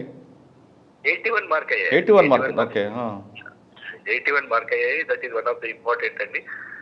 అసలు ఈ కేసులో ఎక్కడ కూడా డిఫెన్స్ స్కోప్ ఇవ్వకుండా ప్రతి విషయంలో అన్ని జాగ్రత్తలు తీసుకొని ప్రతి ఒక్క ఇంకోటి ఏంటంటే మనకి విట్నెసెస్ కూడా చాలా సపోర్ట్ చేశారండి, దానికోసం చాలా జాగ్రత్త పడ్డారు. ఇంకోటి ఏంటంటే ఐఓ ప్రతి కేసు హియరింగ్ వచ్చి అక్కడ కోఆర్డినేట్ చేయడము పీపీ తోటి అనేది మాకు చాలా హెల్ప్ఫుల్ గా ఉండేది. It is a team work అండి. అక్కడ ఉన్నటువంటి ఇద్దరు పబ్లిక్ ప్రాసిక్యూటర్, మన ఐఓ గారు, ఇంకోటి ఇందులో ఒక నరసింహ అని ఒక హెడ్ కానిస్టేబుల్ అండి, అతను సీన్ ఆఫ్ అఫెన్స్ లో ఎక్కడెక్కడైతే ఉంటేనే పాపం నాకు ఎప్పుడైతే నేను ప్రాసిక్యూషన్ చేసేటప్పుడు ఏ ప్లేస్ లో ఎక్కడెక్కడ రికవరీ అయ్యాయన్న విషయం అతను చూపెడుతూ చాలా హెల్ప్ఫుల్ గా చేశారు. తర్వాత రవికుమార్ అనే ఒక కోర్ట్ కానిస్టేబుల్ కూడా చాలా హెల్ప్ఫుల్ గా ఉండేయండి, ఎందుకంటే రవికుమార్ సిడిఓ అండి కోర్ట్ కానిస్టేబుల్. తను ఇంకోటి నవీన్ రెడ్డి అని ఒక ఎస్ఐఆర్ ఉండే అంటే అప్పుడు బ్రీఫింగ్ ఆఫీసర్, అతను వచ్చారు రెగ్యులర్ గా. వీళ్ళందరూ ఉన్నాయి. ఐఓ గారు మాత్రం regular almost all days he was attended when the case was going on. Right. To achieve team effort and congratulations to all the officers. Okay అండి, థ్యాంక్ యూ ప్రసాద్ గారు. Thank you very much. Sir, ఈ case అనేది మీ ఒక్కరిదాని కాదు, total team work. అంటే constable దగ్గర నుండి PP వరకు, ఏడీపీపీ వరకు అందరూ పంచేపట్టి కేసు వచ్చిందంటారు. ఇప్పుడు ఈ కేసులో కానిస్టేబుల్ కూడా ప్రవీణ్ అనే ఒక వ్యక్తి కోర్టు కానిస్టేబుల్ చాలా వర్క్ చేశారు. ఆయన ఏమన్నారు ఒకసారి విద్దాం. సార్, ఇంతకుముందు వచ్చేసి గంగాధర్ ఇన్స్పెక్టర్ గారు ఉండే, దాంతోపాటు వచ్చేసి నరసింహులు ఎంసీ కానిస్టేబుల్ ఉండే, అతనితో పాటు వచ్చేసి రైటర్లు వాళ్ళందరూ దాన్ని అన్నోన్ డెడ్ బాడీగా తీసుకున్నప్పుడు ఏం చేసిరంటే దాన్ని ఆ బాడీ అన్నోన్ డెడ్ బాడీ ఉన్నందుకు దాన్ని తీసుకొని నడిపిస్తూ ఉండనమాట. అయితే అప్పుడు ఇన్స్పెక్టర్ వచ్చేసి గంగాధర్ ఇన్స్పెక్టర్ ఉండే, అతను వచ్చేసి దాన్ని మొత్తానికి క్లూస్ టీమ్ సహాయంతో దాన్ని మొత్తం డెడ్ బాడీని మొత్తాన్ని తీసుకెళ్ళి ప్రిజర్వ్ చేసి దాన్ని కాల్ డీటా ప్రకారం కానీ బైక్. అంటే ఆ కేసులో మీ రోల్ ఏంటి? మేము వచ్చేసి ప్రజెంట్ వచ్చేసి అంతకుముందు వచ్చేసి కోర్ట్ కానిస్టేబుల్గా రవి ఉండే, అతని తర్వాత వచ్చేసి మేము ఛార్జ్ తీసుకున్నాక 2022 నుండి నేను కేసు చూస్తూ ఉన్నాను. అప్పటి నుండి వచ్చేసి రవి గారు వచ్చేసి క్లోజ్ చేసినాక దాని కంటిన్యూ నేను చేసుకుంటూ వచ్చాను. దాని తర్వాత ఐఓ గారు ఎవిడెన్స్తో వచ్చినప్పుడు అతనికి వాళ్ళకి బెయిల్ రాకుండా మనము ప్రొటెక్ట్ చేయడము, వాళ్ళు వచ్చినప్పట్లో ప్రతిదాని డేట్ను ఐఆర్ ఆఫీసర్ ఇన్స్ట్రక్షన్ తీసుకుంటూ వాళ్ళకు మేము కోర్టు ప్రొటెక్షన్ ఇచ్చుకుంటూ కోర్టు వాళ్ళ ఉత్తర్వులు పాటిస్తూ ఆఫీసర్స్ కూడా మేము చెప్పుకుంటూ వచ్చేవాళ్ళము. ప్రతి విషయాన్ని అప్డేట్ చేసుకుంటూ సిఎంఏ యాప్ కానీ, మా సిపి గారి ఇన్స్ట్రక్షన్స్ కానీ, సిసిఆర్బి ఇన్స్పెక్టర్లు కానీ వాళ్ళు చెప్పిన ప్రతి మాటను మేము కంటిన్యూ చేసుకుంటూ పింకీ కేసును మనం రన్ చేసుకుంటూ వచ్చినాం. దాంతోపాటు ఐఓ గారి ఎక్కడైతే ఎవిడెన్స్కి వచ్చారో అప్పుడు ప్రాపర్టీస్ మొత్తాన్ని కోర్టుకు డిపాజిట్ చేయడం కానీ, ఆ ప్రాపర్టీస్ ఏమేమి ఉన్నాయో దానికి వాళ్ళ బ్లడ్ అంటిన బట్టలు కానీ, DNA టెస్ట్ కానీ, వాళ్ళ పింకీకి సంబంధించిన గాజులు పట్టీలు అవన్నీ కూడా మేము కోర్టులో కరెక్ట్ టైంలో కరెక్ట్ ప్రొడ్యూస్ చేయడం వల్ల, మా పీపీ సార్ వాళ్ళు కూడా మాకు సపోర్ట్ చేయడం వల్ల మేము ఆ కేసును కొంచెం చేంజ్ చేయడానికి, ఆ కేసు కన్విక్షన్ కావడానికి బాగా సపోర్ట్ అయ్యింది. 65 మందికి సాక్షులను గ్యాదర్ చేయడానికి మా సిపి సార్ చాలా కృషి చేసి సమన్ కానిస్టేబుల్ని కానీ, దాంతోపాటు వచ్చేసి వీళ్ళకి ఎవరైతే కావాలో అంటే ఎట్టి పరిస్థితుల్లో వాళ్ళని ఖచ్చితంగా ప్రొవైడ్ చేయాలని చెప్పి బీహార్కి నుంచి వచ్చే వాళ్ళ పింకీ వాళ్ళ మదర్ కానీ వాళ్ళ కొడుకు కానీ వాళ్ళు ఉన్నప్పుడు వాళ్ళని వచ్చేసి ఖచ్చితంగా వాళ్ళని తీసుకురావాలని చెప్పేసి ఒక టీంను పంపించి అక్కడికి తీసుకొచ్చి ఇక్కడ 2-3 డేస్ నుంచి వాళ్ళను ప్రొటెక్ట్ చేసుకుంటూ ఎవిడెన్స్ చేయించినాం సార్. అందులో అయితే లాస్ట్కి వచ్చిన మన లోకల్ వాళ్ళు ఎవరైతున్నారో వాళ్ళు ఖచ్చితంగా సమన్ సర్వ్ చేసి ఇన్స్పెక్టర్ గారు వాళ్ళను ఖచ్చితంగా వాళ్ళని వెహికల్ పైన తీసుకొచ్చి మరి వాళ్ళను ప్రొటెక్ట్ చేసుకుంటూ వాళ్ళను బ్రీఫింగ్ చేసుకుంటూ పీపీ గారి ఆధ్వర్యంలో మనము ఎవిడెన్స్ చేయించడం సార్. చాలా హ్యాపీగా ఉంది సార్. ఎందుకంటే ఒక ప్రెగ్నెంట్ లేడీ చనిపోవడం వల్ల పబ్లిక్లో చాలా నమ్మకం వస్తుంది. గట్టి నమ్మకంతో మేమందరం టీం వర్క్, మా సుపీరియర్ ఆఫీసర్స్ కానీ, మా ఇన్స్పెక్టర్ గారు కానీ, ఇప్పుడు ఉన్న ప్రజెంట్ ఇన్స్పెక్టర్ గారు కానీ కంటిన్యూ ఫాలోఅప్ చేయడం కానీ, ఆ కేసు గురించి ప్రతి విషయాన్ని ఎప్పటికప్పుడు ఐఆర్ ఆఫీసర్కి చెప్పడం కానీ, ఇంకోటి వచ్చేసి మా పోలీస్ స్టేషన్ సరౌండింగ్లో మంచి గట్టి విశ్వాసంతో అంటే పబ్లిక్ మంచి కాన్ఫిడెన్స్ వచ్చిందని నమ్ముతున్నాం సార్. ప్రవీణ్ మాటలు విన్నాం సార్ ఇంతవరకు. సార్ ఈ కేసు మొత్తం అంతా చార్జ్ షీట్ వేశారు, అంతా తీసుకొచ్చిన తర్వాత ఇంకా వీల్ రోల్స్ ప్రారంభమైంది. పీపీ గారు ఆల్రెడీ ప్రసాద్ గారు మాట్లాడారు. సెకండ్ మీ స్టేజ్కి వచ్చినట్లుంది.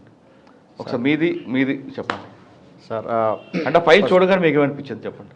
సక్సెస్ అవుతాం అనుకున్నారా, లేదు ఇందులో ఏమైనా? నేను ఫస్ట్ అది షార్ట్ షీట్ వచ్చేసి దాదాపు ఒక 100 పేజెస్ ఉంటుంది. ఫస్ట్ ఒక షార్ట్ షీట్, తర్వాత సప్లిమెంటరీ షార్ట్ షీట్, రెండు కలిపి ఆల్మోస్ట్ అరౌండ్ 100 పేజెస్ ఉంటుంది. అదంతా చదివిన తర్వాత ఇందులో ఎక్సలెంట్ మెటీరియల్ ఉంది. ఇందులో కన్విక్షన్ గ్యారంటీగా వస్తుంది. ముందే అయితే నేను అటెండ్ అయింది తన చీఫ్ ఎగ్జామినేషన్ ఎండింగ్లో అటెండ్ అయినా. నాగేశ్వరరావు సారు స్టార్టింగ్ నుంచి వెళ్ళి ఇప్పుడు ఆ పీపీ గారు, నాగేశ్వరరావు పీపీ గారు ఇద్దరు కలిసి కోఆర్డినేట్స్గా నడిపించింది. Bail charge sheet file incident నుంచి స్టార్ట్, బెయిల్ అప్లికేషన్ నుంచి స్టార్ట్ మాది. అప్పటి నుంచే బెయిల్ అప్లికేషన్ డిస్మిస్ చేయడం, సార్ గారు రావడం, అపోజ్ చేయడం, Venkata Prasad sir under trial కావడానికి, అండర్ ట్రయల్ చేయడానికి మెయిన్ ఐఓ గారిదే. ఓకే సార్, ఆ కేసులో డిఫెన్స్ లైన్ ఏంటండి? Defence councils number of change అయ్యారు. ఫస్ట్ స్టార్టింగ్ మేము ట్రయల్ చేసేటప్పుడు లేడీ డిఫెన్స్ బ్రహ్మరాంబ అనేసి ఉండే. ఆమె ఆల్మోస్ట్ 25 విట్నెస్ పైన చేసింది ఆమె. వాళ్ళు తీసుకున్న లైన్ ఏంటి అసలు? వాళ్ళ ప్లీల్ ఏంటండి? జనరల్గా మామూలుగా ఫార్మల్గా డినే అన్ని చాలా డీటెయిల్గా పోయేది, డీటెయిల్గా క్రాస్ చేసేది. కూడా లెంతీ క్రాస్. ఆమె ఏం చేసేదంటే ఇప్పుడు అంటే లాస్ట్కు రానా కమలాసన్ అండ్ నజ్మా ఉన్నారు. ఆమె కూడా అలాగే చాలా డీటెయిల్గా కొంతమందికి అకాడమిక్ నాలెడ్జ్ ఉన్న వాళ్ళని తీసుకొచ్చుకునేది. ఆమె తెచ్చుకొని బాగా క్రాస్ చేసేది, చాలా క్రాస్ బాగా లెంతీ క్రాస్. ఈ కేసులో మాత్రం జడ్జి గారు ఆ రోజు ఈ కేసు ఉంది అంటే ఇక వేరే కేసులన్నీ పక్కకు పెట్టేస్తుంది. జడ్జి గారు లక్ష్మీ శారద గారు ఉండేది, అంతకుముందు సంతోష్ రెడ్డి గారు ఉండేది. సంతోష్ రెడ్డి గారు ఇప్పుడు హైకోర్టు జస్టిస్. రాజేష్ బాబు గారు కూడా చాలా నెంబర్ ఆఫ్ విట్నెస్. జడ్జీలు దీన్ని ఈ కేసు మొత్తం, ఈ కేసు యొక్క టెన్యూర్ అంతా 4-5 జడ్జీలు. సార్ అందులో ఆ అబ్బాయి ఇంటర్మీడియట్ చదువుకున్న అబ్బాయిని అరెస్ట్ చూపించారు వీళ్ళు. A3 right. బీహార్లో చదువుకున్న వాడిని తీసుకొచ్చారంటూ డిఫెన్స్ కౌన్సిల్ ఒక ప్లీ తీసుకున్నారు పిల్లి. మరి మీరు ఎలా కౌంటర్ వేశారు? మేము అంటే వీళ్ళు డిఫెన్స్ వాళ్ళు తీసుకునేది బీహార్ నుంచి వెళ్ళి వీళ్ళని తీసుకొని వచ్చిండ్రు, ఇన్నోసెంట్ పర్సన్స్. వీళ్ళు ఎప్పుడు హైదరాబాద్లో లేరు, ఎప్పుడు సిద్దిక్ నగర్కి రాలేదు. అక్కడ ఈ A4 అంటేనే ఎగ్జామినేషన్ A3ని తీసుకొని ఎగ్జామినేషన్కి అటెండ్ అవుతున్న సమయంలో సెంటెన్షియల్ తీసుకొని వచ్చిండ్రు. మేము హాల్ టికెట్ కూడా ప్రొడ్యూస్ చేస్తాము హానరబుల్ కోర్ట్ టైం ఇస్తే. సో ఇప్పుడు వీళ్ళు జైల్లో ఉన్నారు కనుక due to lapse of this ఇయర్స్లలో మేము తీసుకురాలేము కనుక కోర్టు మాకు ఆర్డర్ చేయమని, కోర్టు వాళ్ళ ప్లేని యాక్సెప్ట్ చేయలేదు. సో మేము ప్రాసిక్యూషన్ ఇన్వెస్టిగేషన్ లైన్స్ని ఎట్లా మేము ఎస్టాబ్లిష్ చేయగలిగినాం అంటే ఇందులో as per Indian evidence act section 6 forming part of same transaction res gestae అంటారు అనమాట. సో ఇందులో before the facts, at the time of the facts, after the facts, ఈ కేస్ ఫ్యాక్ట్స్ ప్రూవ్ అయినాయా లేదా? Before the facts, what is that facts? వీళ్ళంతా బీహార్లో ఉన్నారు, ఆమె మ్యారేజ్ యూపీ అతనితోటి మ్యారేజ్ అయింది. తర్వాత అతను బ్రేకప్ ఆయన ఈ వదిలిపెట్టిన తర్వాత A2 తోటి యూపీలోనే ఉన్నది. మ్యారేజ్ చేసుకొని మళ్ళీ బీహార్కి వచ్చి ఇక్కడ వీళ్ళతోటి సంసారం చేసుకుంటున్నది. ఇదంతా ఎస్టాబ్లిష్ అయింది. ఎవరు చెప్పారు ఇదంతా? కోర్టుకు వచ్చి యాజ్ ఎ విట్నెస్గా ఎవరు చెప్పారంటే భుక్తిదేవి, ఈ పింకీ వాళ్ళ మదర్ చెప్పింది. తర్వాత వికాస్ మండల్ వాళ్ళ విలేజ్ హెల్డర్ ఆయన, తను కూడా వచ్చి ఎలక్ట్రానిక్స్ ఎవిడెన్స్ లేకపోతే అవి తను కూడా వచ్చి చేస్తుండే. ఇక క్లియర్గా A3 బైక్ మీద తీసుకెళ్లడం, డెడ్ బాడీ షిప్ చేయడం అన్ని CCTV ఫుటేజ్లో ఇదేంటంటే బిఫోర్ ఎట్ దట్ టైం అసలు ఆ రోజు రాత్రిపూట ఏం జరిగింది. సో ఈ చిన్న అబ్బాయితోటి 8 months ప్రెగ్నెన్సీ ఉమెన్ పడుకుంది 11 o'clock. తర్వాత ఈ అబ్బాయి పడుకున్న చూసి వీళ్ళు నలుగురు పింకీని తీసుకొస్తారు, హాల్లోకి తీసుకొచ్చేస్తారు. తర్వాత ఈ A1 వచ్చేసి ఆమె గొంతు పట్టేసి గోడకు నెట్టేస్తుంది. A2 వికాస్ ఏమో ఆమెని తంతాడు, గుద్దేస్తాడు. ఈ సీన్ అంతా ఎవరు చెప్పారు? వీళ్ళు confession mediators very important. Mediators అంతా పంచాయత్ అంతా కూడా కోర్టులో చెప్పగలిగారు కదా, ఉన్నట్టు ఏదైతే కన్ఫెషన్ చేశారో మీడియేటర్స్ ముందు, మీడియేటర్స్ అంతా కూడా కోర్టులో. సాధారణంగా పంచులను కానీ స్టాక్ పంచెస్ ఉంటారు కదా, వాళ్ళకి పెట్టారా లేదా ఫ్రెష్గా మంచి వాళ్ళు పెట్టారా? ఫ్రెష్ పంచాస్ వీళ్ళంతా revenue officials and other officials ఉన్నారు. వీళ్ళని మేము అఫీషియల్స్ కూడా వాళ్ళు అంత నాలెడ్జ్ ఉన్న వాళ్ళని పెట్టామన్నమాట. వాళ్ళు క్లియర్గా డిస్క్లోజ్ చేసి వాళ్ళ ముందట అక్యూడ్ పర్సన్స్ ఏదైతే కన్ఫెస్ చేసిందో ఎగ్జాక్ట్ అదే కోర్టులో వచ్చి వాళ్ళు చెప్పారు. ఓకే. రెండవది కన్ఫెషన్ తగ్గట్టుగా సీజ్ చేసిన మెటీరియల్ కూడా కనెక్ట్ అయింది. అసలు ఎక్కడ లింక్ తెగిపోలేదు, తెగిపోలేదు. చైనా లింక్ అనేది ఎక్కడ ఇంట్లో అక్యూజ్ అరెస్ట్ చేసేటప్పుడు బాడీని కట్ చేయడానికి ఉపయోగించినటువంటి ఎలక్ట్రికల్ కటింగ్ మిషన్ సీజ్ చేశాం. సీజ్ చేసి ఏం చేశాం, దాన్ని ఖచ్చితంగా ప్రెషర్ లోపల ఖచ్చితంగా బ్లడ్ ఉంటుంది, దాంట్లో బాడీ టిష్యూస్ ఉంటాయని ఆ బాడీ టిష్యూస్ అన్నీ కూడా మేము కలెక్ట్ చేసినటువంటి షాంపుల్స్ అన్నీ కూడా వీటన్నిటి బట్టలతో సహా సంచులతో సహా ఫోరెన్సిక్ ల్యాబొరేటరీకి ఎఫ్ఎస్ఎల్ అథారిటీస్ ఆ యొక్క ఎలక్ట్రికల్ కటింగ్ మిషన్ పూర్తి ఇప్పి లోపడినటువంటి DNA బ్లడ్ షాంపుల్ అంత ఎక్స్ట్రాక్ట్ చేశారు. చేసి మొత్తం క్రాస్ మ్యాచ్ చేస్తే బ్లడ్ స్టెయిన్స్, మళ్ళీ బాత్రూమ్ లో దొరికిన బ్లడ్ స్టెయిన్స్ అన్ని టాలీ ఇవన్నీ కూడా ఆ ఎలక్ట్రికల్ కటింగ్ మిషన్ లో ఉన్నటువంటి బ్లడ్, దాంట్లో ఉన్నటువంటి DNA సేమ్ బయోలాజికల్ ఆరిజిన్ అని చెప్పి రిపోర్ట్ వచ్చేసింది.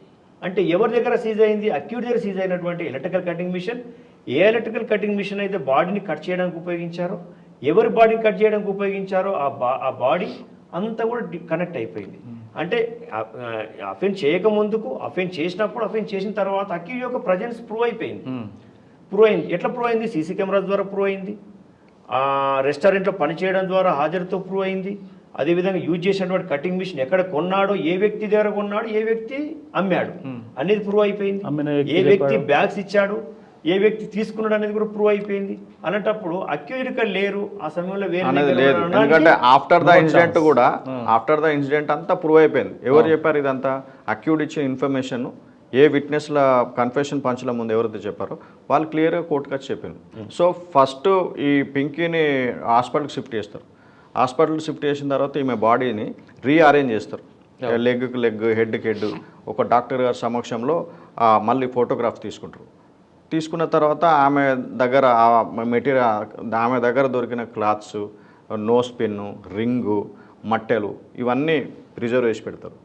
సో ఈ A3 అరెస్ట్ చేసిన తర్వాత వాళ్ళ పేరెంట్స్ని, ఈ పింకీ, భుక్తిదేవి, తర్వాత వాళ్ళ ఊరు గ్రామస్తున్న ఎల్డర్ని, ఈ జతిని, ముగ్గురిని తీసుకొని వచ్చి వీళ్ళని డెడ్ బాడీని ఐడెంటిఫై చేసేస్తారు.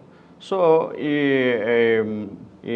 PME కండక్ట్ చేసిన తర్వాత ఈ పింకీ దగ్గర నుంచి వెళ్ళి ఒకటి లాంగ్ బోన్ తీస్తారు, షార్ట్ బోన్ తీస్తారు, స్టెర్నమ్ తీస్తారు, ప్రిజర్వ్ చేస్తారు. సో ఈ లాంగ్ బోన్ బేస్ చేసుకొని లాంగ్ బోన్ యొక్క DNA ఈ ఎక్కడ ప్రైమరీ సీన్ ఆఫ్ అఫెన్స్ ఎక్కడ, where the dead body murder ఎక్కడైంది? ఈ సిద్దిక్ నగర్లో ఈ A1 వీళ్ళ ఇంట్లో దగ్గర మర్డర్ జరిగింది. అక్కడ ఇవన్నీ సీజ్ చేసాం మెటీరియల్. ఒకటి ఎలక్ట్రికల్ కటింగ్ అనేది అందులో మెయిన్, ఎందుకంటే దానికి బ్లడ్ అంటి ఉంది. తర్వాత సెకండరీ సీన్ ఆఫ్ అఫెన్స్ ఎక్కడైతే ఈ డెడ్ బాడీ పార్ట్స్ డంప్ చేసిందో అక్కడ ఆ మెటీరియల్ని సీజ్ చేశారు. తర్వాత హాస్పిటల్కి వచ్చిన తర్వాత scene of offence inquest conduct చేసినప్పుడు అవన్నీ మెటీరియల్స్ ఇక్కడ 3 ప్లేసులలో కలెక్ట్ చేసిన మెటీరియల్ ఆబ్జెక్ట్స్ అన్ని FSL పంపించారు. అక్కడ 2 డాక్టర్స్, ఒకరేమో ఈ డిఎన్ఏ ఈ అసలు Pinky body identification unidentified dead body belongs to whom long bone base చేసుకొని ఈ భుక్తిదేవి యొక్క బ్లడ్ శాంపిల్ తీసుకొని జతిన్ యొక్క బ్లడ్ డిఎన్ఏ మ్యాచ్ అయిపోయింది. So she daughter of the Bhuktidevi, son of the Jatin. So clear established. మళ్ళీ ఈమె నిజంగా చంపబడితే దేని ద్వారా చంపబడ్డది అనేది ఎలక్ట్రికల్ కటింగ్ మిషన్ ద్వారా చంపబడ్డది. అది ప్రూవ్ అయింది. దాని మీద ఉన్న బ్లడ్ శాంపిల్స్ ఈ లాంగ్ బోన్ సంబంధించిన DNA profile matching. So it is conclusively proof. Okay, conclusive proof she is murdered. By which weapon? One is electrical cutting. ఈ తర్వాత ఈ మర్డర్ అయిపోయిన తర్వాత ఆమెని ఒక 2-వీలర్ మీద తీసుకెళ్ళి ఆమె పార్ట్స్ ఒక దగ్గర డంప్ చేస్తారు. ఆ బండి కూడా క్లియర్గా ట్రేస్. సార్ ఇవంతా ఒక వ్యక్తి అయితే మీ రోల్ ఇంకోటి కనిపిస్తుంటుందండి. ఇందులో విట్నెస్ అందరు కూడా ఎక్కడో బీహార్లో ఉంటారు. లేదండి, ఇక్కడే అందరు కాదు, మెయిన్ కంప్లైంట్ ఇక్కడే ఉన్నాడు భుక్తిదేవి. ఇందులో ముగ్గురు బీహార్ వాళ్ళకి సంబంధించిన వాళ్ళు. వాళ్ళని పికప్ తీసుకురావడం, వాళ్ళని ఇక్కడ అకామిడేట్ చేయడం అనేది ఒక పెద్ద టాస్క్ కదా. ట్రయల్ అంటే మేము పెట్టడం కూడా రెస్పాన్సిబుల్ విట్నెసెస్నే పెట్టాం. రెండవది ఏంటంటే అంటే మీరు లోకల్ వాళ్ళు పెట్టారండి, కరెక్టే. Most of the witnesses are official witnesses. Number 2 punch witnesses. అది కాకుండా నంబర్ 3 ఇందులో ఐ విట్నెస్ లేరు. అవును, ఐ విట్నెస్ గమనించాల్సింది జతిన్ తప్ప ఎవరు లేరు. జతిన్ కూడా ఒకడే పార్షియల్లీ లాస్ట్ సీన్ విట్నెస్. అంతే, లాస్ట్ సీన్. కరెక్టే. ఈ జతిన్ వ్యక్తిని అబ్బాయిని కాపాడడం, ఆయన పిలిపించడం అనేది ఒక టాస్క్ కదా మీకు. టాస్క్. అతన్ని చిల్డ్రన్ హోమ్ పంపించడం, గవర్నమెంట్ చిల్డ్రన్ హోమ్ పంపించడం. అక్కడ నుంచి మళ్ళీ చిల్డ్రన్ హోమ్ నుంచి కూడా మేము బ్లడ్ రిలేటివ్స్కి అప్పగించలేదు. బ్లడ్ రిలేటివ్స్ సమక్షంలో మళ్ళీ బీహార్లో ఉన్నటువంటి చిల్డ్రన్ హోమ్ అప్పగించాం. అక్కడ ఉన్న డిస్ట్రిక్ట్ అథారిటీకి అప్పగించాం. ఎందుకంటే కొన్ని రోజుల వరకు ప్యానిక్ ఉన్నంత వరకు, ఈ అప్రిహెన్షన్ పోయేంత వరకు గవర్నమెంట్ కంట్రోల్ ఉండాలని చెప్పి పెట్టడం జరిగింది. ఎవిడెన్స్ చెప్పడానికి వచ్చినప్పుడు అయితే భుక్తిదేవి, జతిన్, తర్వాత వాళ్ళ విలేజ్ ఎల్డర్ వాళ్ళు వచ్చి ఎవిడెన్స్ ఇచ్చారు. అట్లా అంటే ఇక్కడ కీలకంగా ఆ బాయ్ యొక్క విట్నెస్ అనేది కీలకం. ఇక్కడ ప్రస్తుతం ఎక్కడ ఉన్నాడు అబ్బాయి అండి? అబ్బాయి మోహన్ మల్తిలోనే ఉన్నాడు. వాళ్ళ భుక్తిదేవి వాళ్ళ కస్టడీలోనే ఉన్నారు, అమ్మమ్మ దగ్గర. ఇందులో సార్ మీరు వాళ్ళతో మాట్లాడారు కదా ఎక్యూజ్డ్తో, ఏమంటాడండి? జతిన్తో మాట్లాడారు. జతిన్ కాదు, ఎక్యూజ్డ్ పర్సన్. అక్యూర్తోని మేము మాట్లాడడానికి స్కోప్ లేదు ఇప్పుడు కాదు. అప్పుడు అక్యూర్తో మాట్లాడినప్పుడు అంటే confession record confession time, confession police మేము చేసే అంటే వాళ్ళే ఏమైనా పశ్చాత్తాపం వచ్చిందా లేదు? వాళ్ళు అంత క్లియర్ గా కన్ఫెషన్ చేశారు. నౌ అంటే వాళ్ళ ఎస్టర్డే వరకు కూడా they are feeling as a innocents. మేము ఏవి తప్పు చేయలేదు, మాకు కోర్టు శిక్ష అయ్యేది, మేము ఎప్పుడు రిలీజ్ అవుతాము, మమ్మల్ని ఎప్పుడు రిలీజ్ చేస్తారు అంటే వాళ్ళకి సబ్జెక్ట్ లేక లేదు చంపడం అనేది ఈజీగా అనుకున్నారా? లేదు, మేము పట్టుకున్న తర్వాత ఎవిడెన్సెస్ తో పట్టుకుంటాం కాబట్టి అక్యూజ్డ్ చేయలేదు అనడానికి కాదు. నాకు వస్తుంది అది కాదు, చేయలేదు అని తప్పించుకోవడం కాదు, చేసాము తప్పు చేసాము అని పశ్చాత్తాపం అయితే ఇక్కడ కనవలేదు నాకైతే. యాజ్ పర్ మై అబ్జర్వేషన్ చాలా మంది మీ క్రిమినల్స్ చూస్తుంటారు, వాళ్ళకి ఏంటంటే ఒక మొండి ధైర్యం. మీరు అన్నట్టుగా కేసు అయింది, అరెస్ట్ అయ్యాం, జైలు పోయాం, బెయిల్ మీద వచ్చేస్తాం, ఏదో టైంలో బెయిల్ వచ్చేస్తాం, మా మీద కేసు కొట్టేస్తారు, మేము మంచి మెయిన్గా వాళ్ళు A1 and A4 age persons కాబట్టి కొట్టేసేస్తారా అనేది వాళ్ళు అనుకున్నారు. కానీ ఈచ్ అక్యూజ్డ్ పర్సన్ కి క్రైమ్ టు ఇన్వాల్వ్మెంట్ అందరు క్రైమ్ అనేది ఖచ్చితంగా ఇన్వాల్వ్ అయ్యింది. అంటే ఈచ్ అక్యూజ్డ్ పర్సన్స్ కు ఖచ్చితంగా కనెక్ట్ అయింది ఎవిడెన్స్ అనేది. కానీ ప్రీవియస్ రికార్డులో వీళ్ళకి ఏముందో క్రైమ్ ఉందా? లేదు. వీళ్ళు సార్ మీ సర్వీస్లో చాలా మంది క్రిమినల్స్ చూస్తుంటారు, ఈ సైకాలజీ ఏ విధంగా అర్థం చేసుకోవాలంటే వీళ్ళండి? అంటే చట్టం ముందు మేము చేయలేమని న్యాయం పట్టుకోలేదు అనుకుంటున్నారా, లేదు ఏదైనా చేయొచ్చు అనే ఒక ఫీలింగ్లో ఉన్నారా వాళ్ళు? క్రిమినల్స్ యొక్క మోడస్ ఆపరెండి రకరకాలుగా ఉంటుంది. ఇప్పుడు మీరు చెప్తున్న సీన్ అంతా కూడా ఏదో అప్పటికప్పుడు జరిగింది కాదు, ఇది కాన్స్పిరసీ కనిపిస్తుంది క్లియర్గా. అంటే రెండు విధాలు, ఒకటి మెన్సీరియా నేర ప్రవృత్తి ఉన్న వాళ్ళు నేరం చేయడం, అవును. రెండవది ఆ సమయంలో క్షణికావేశంలో నేరం చేయడం వేరు. ఇది క్షణికావేశం కాదు, ఈ సమయంలో క్షణికావేశం లేదు ఇక్కడ. తొలగించుకోవాలనే ఉద్దేశంతో లోకలైజ్ గా ప్రీ ప్లాన్ గా లోకలైజ్ గా జరిగినటువంటి కాన్స్పిరసీ ఇది. తొలగించుకోవాలి. మీరు అన్నట్టు ఒకవేళ మర్డర్ ఏదో అనుకోకుండా జరిగింది, కానీ మళ్ళీ దాని కటింగ్ మిషన్ తీసుకొచ్చి కట్ చేయడము, ఆ బాడీని ఎవరు తెలియకుండా తీసుకుపోయి ఇదంతా క్రిమినల్ మైండ్.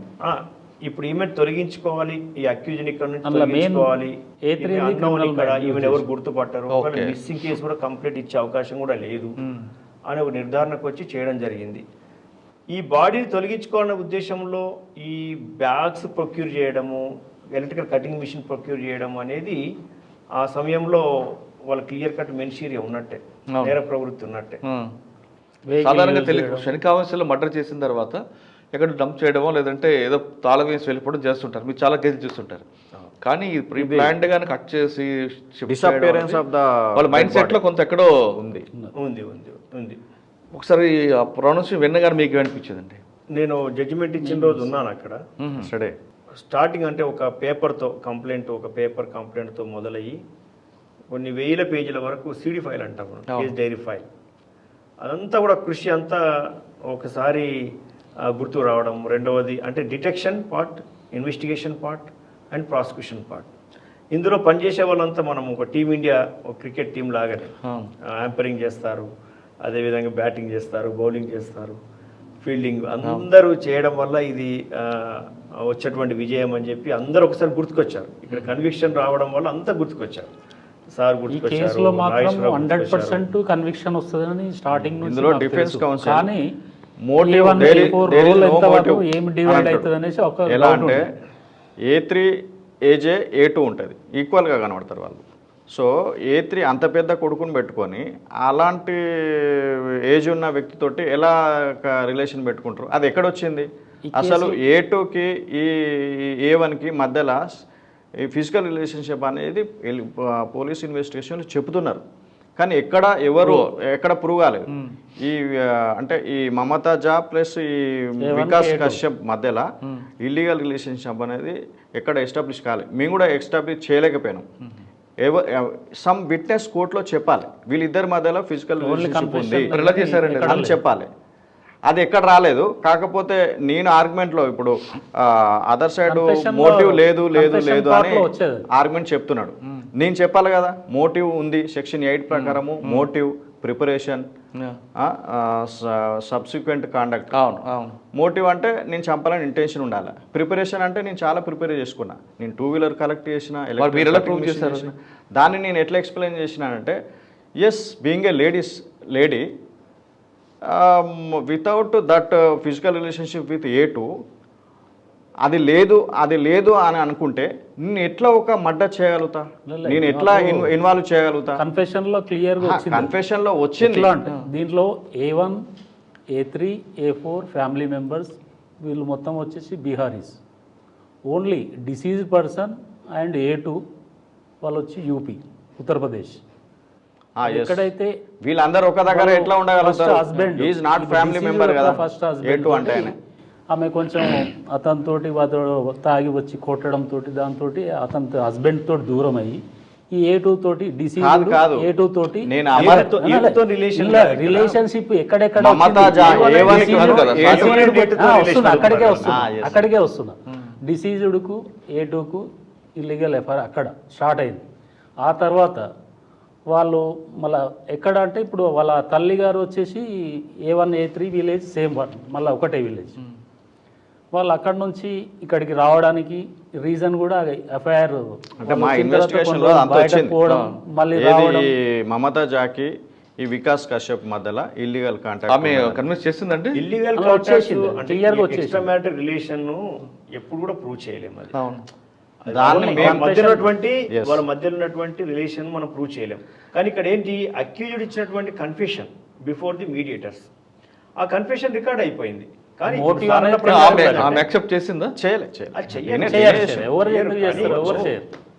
కన్ఫెషన్ లో ఉన్నటువంటి రికవరీస్, కనెక్టెడ్ మ్యాటర్స్ మాత్రమే డిఫెన్స్ కౌన్సిల్ అదే రేజ్ చేసింది.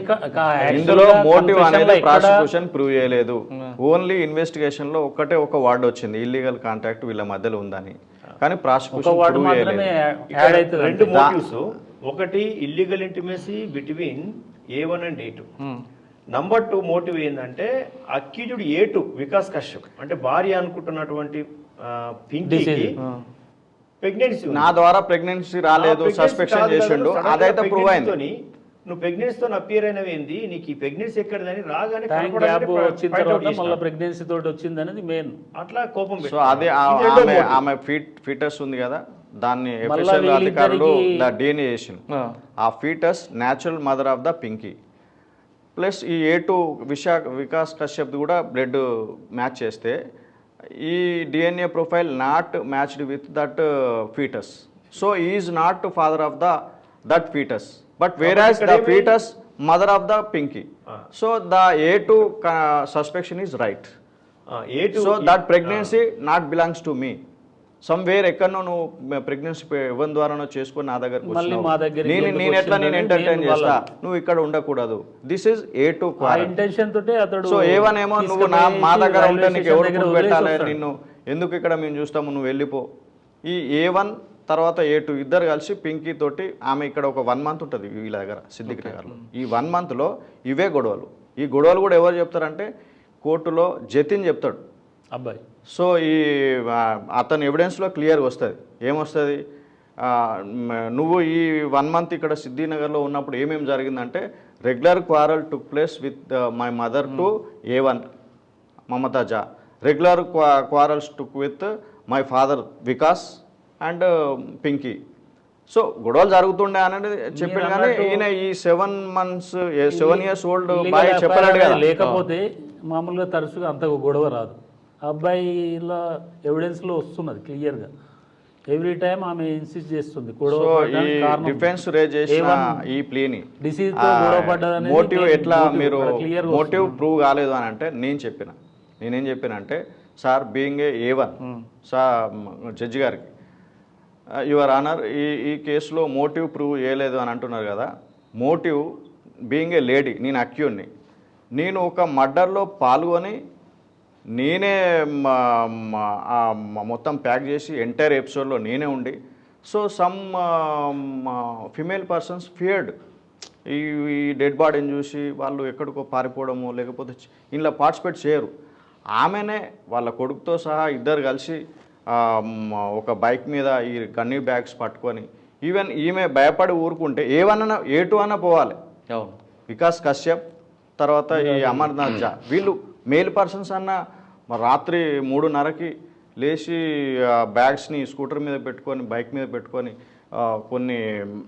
కొంత దూరం కొన్ని కాలనీస్ అంజయ్ నగర్, సిద్దిక్ నగర్, హైటెక్ సిటీ, కొండాపూర్ ఇవన్నీ దాటుకుంటూ ఈమె అంత నిజంగా అంత ఇన్వాల్వ్మెంట్ ఎందుకుంటుంది? వితౌట్ ఎఫ్ఐఆర్ ఫిజికల్ లేదనుకుంటా. ఏం డ్రైవ్ చేసింది ఆ లేడీని? Some motive which drive that Mamata Jha to commit this offence, to participate this offence, to disappear the body parts. ఇవన్నీ కోర్టు కూడా నమ్మింది. ఖచ్చితంగా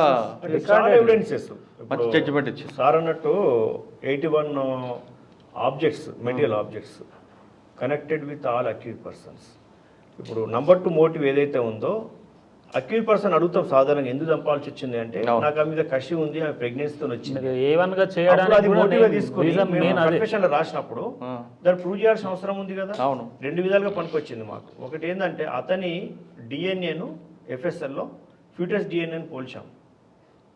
కంపారిజన్ చేస్తే అతని డిఎన్ఏ కాదు. ఎస్, నీ యొక్క మోటివ్ కరెక్ట్ అయింది, ఇక్కడ నీకు చంపాలనుకున్నావు కాబట్టి చంపావు, నీది కాదు కనుక నువ్వు చంపేసినావు. రైట్, అట్లా ఉండొచ్చు, ఎఫ్ఐఆర్ ఉండొచ్చు, కానీ ఒకవేళ పిండం డిఎన్ఏ కూడా టాలీ అయితే ఎస్ నీ భార్యనే కాబట్టి నువ్వు చంపావు, ఈమెతో కనెక్ట్ అయినావు కాబట్టి ఇల్లీగల్ ఇంటిమేసీ A1తో ఉంది కాబట్టి నువ్వు చంపావు, ఈమెతో ఉండాలని ఉద్దేశంతో చంపావు. అంటే అట్లా కూడా మనం ఆ మోటివ్ని కనెక్ట్ చేసాం. ఈ కేసులో 3, ఒకటి first technical evidence, second technical evidence is CCTV ఫుటేజ్లో రికార్డ్ అయిన టోటల్, సెకండ్ వచ్చేసి డిసిడ్ యొక్క long bone matched with Bhuktidevi mother. So Pinky is third is one. Third is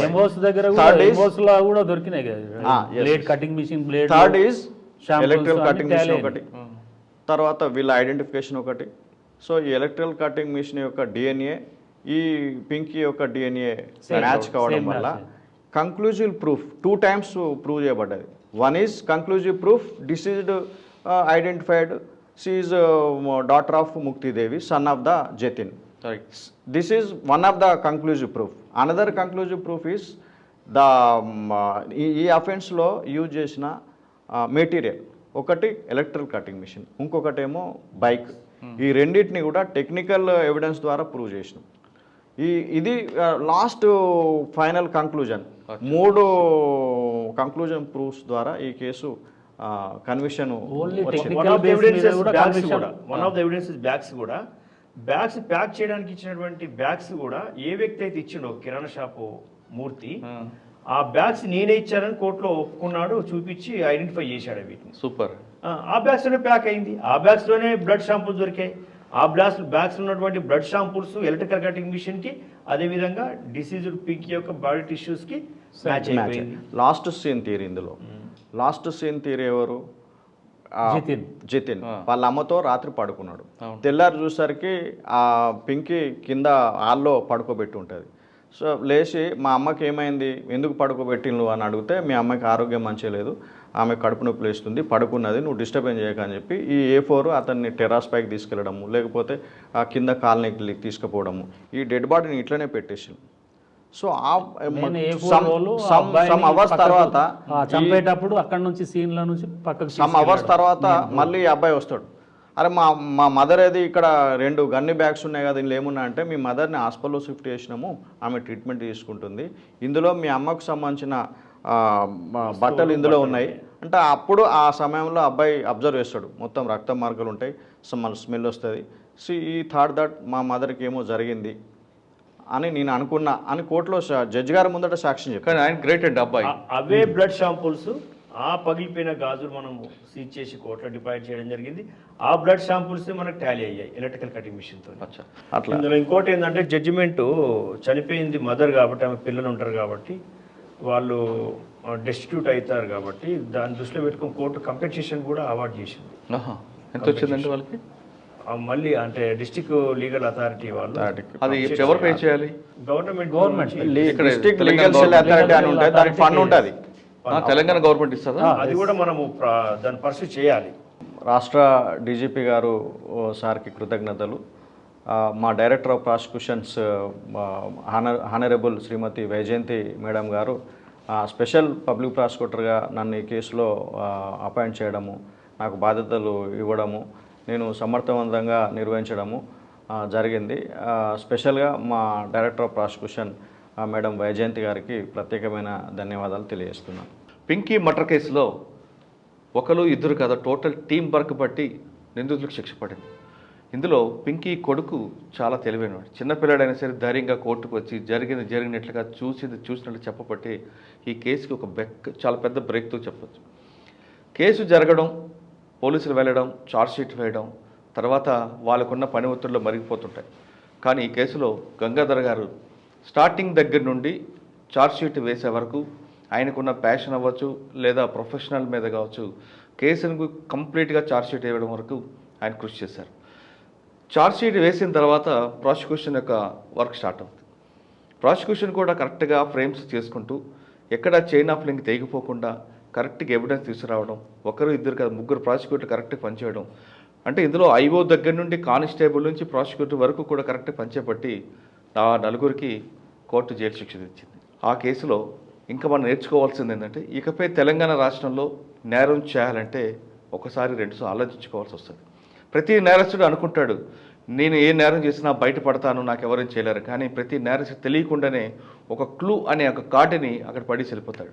ఈ కేసులో ఖచ్చితంగా సీసీటీవీ పనిచేసింది.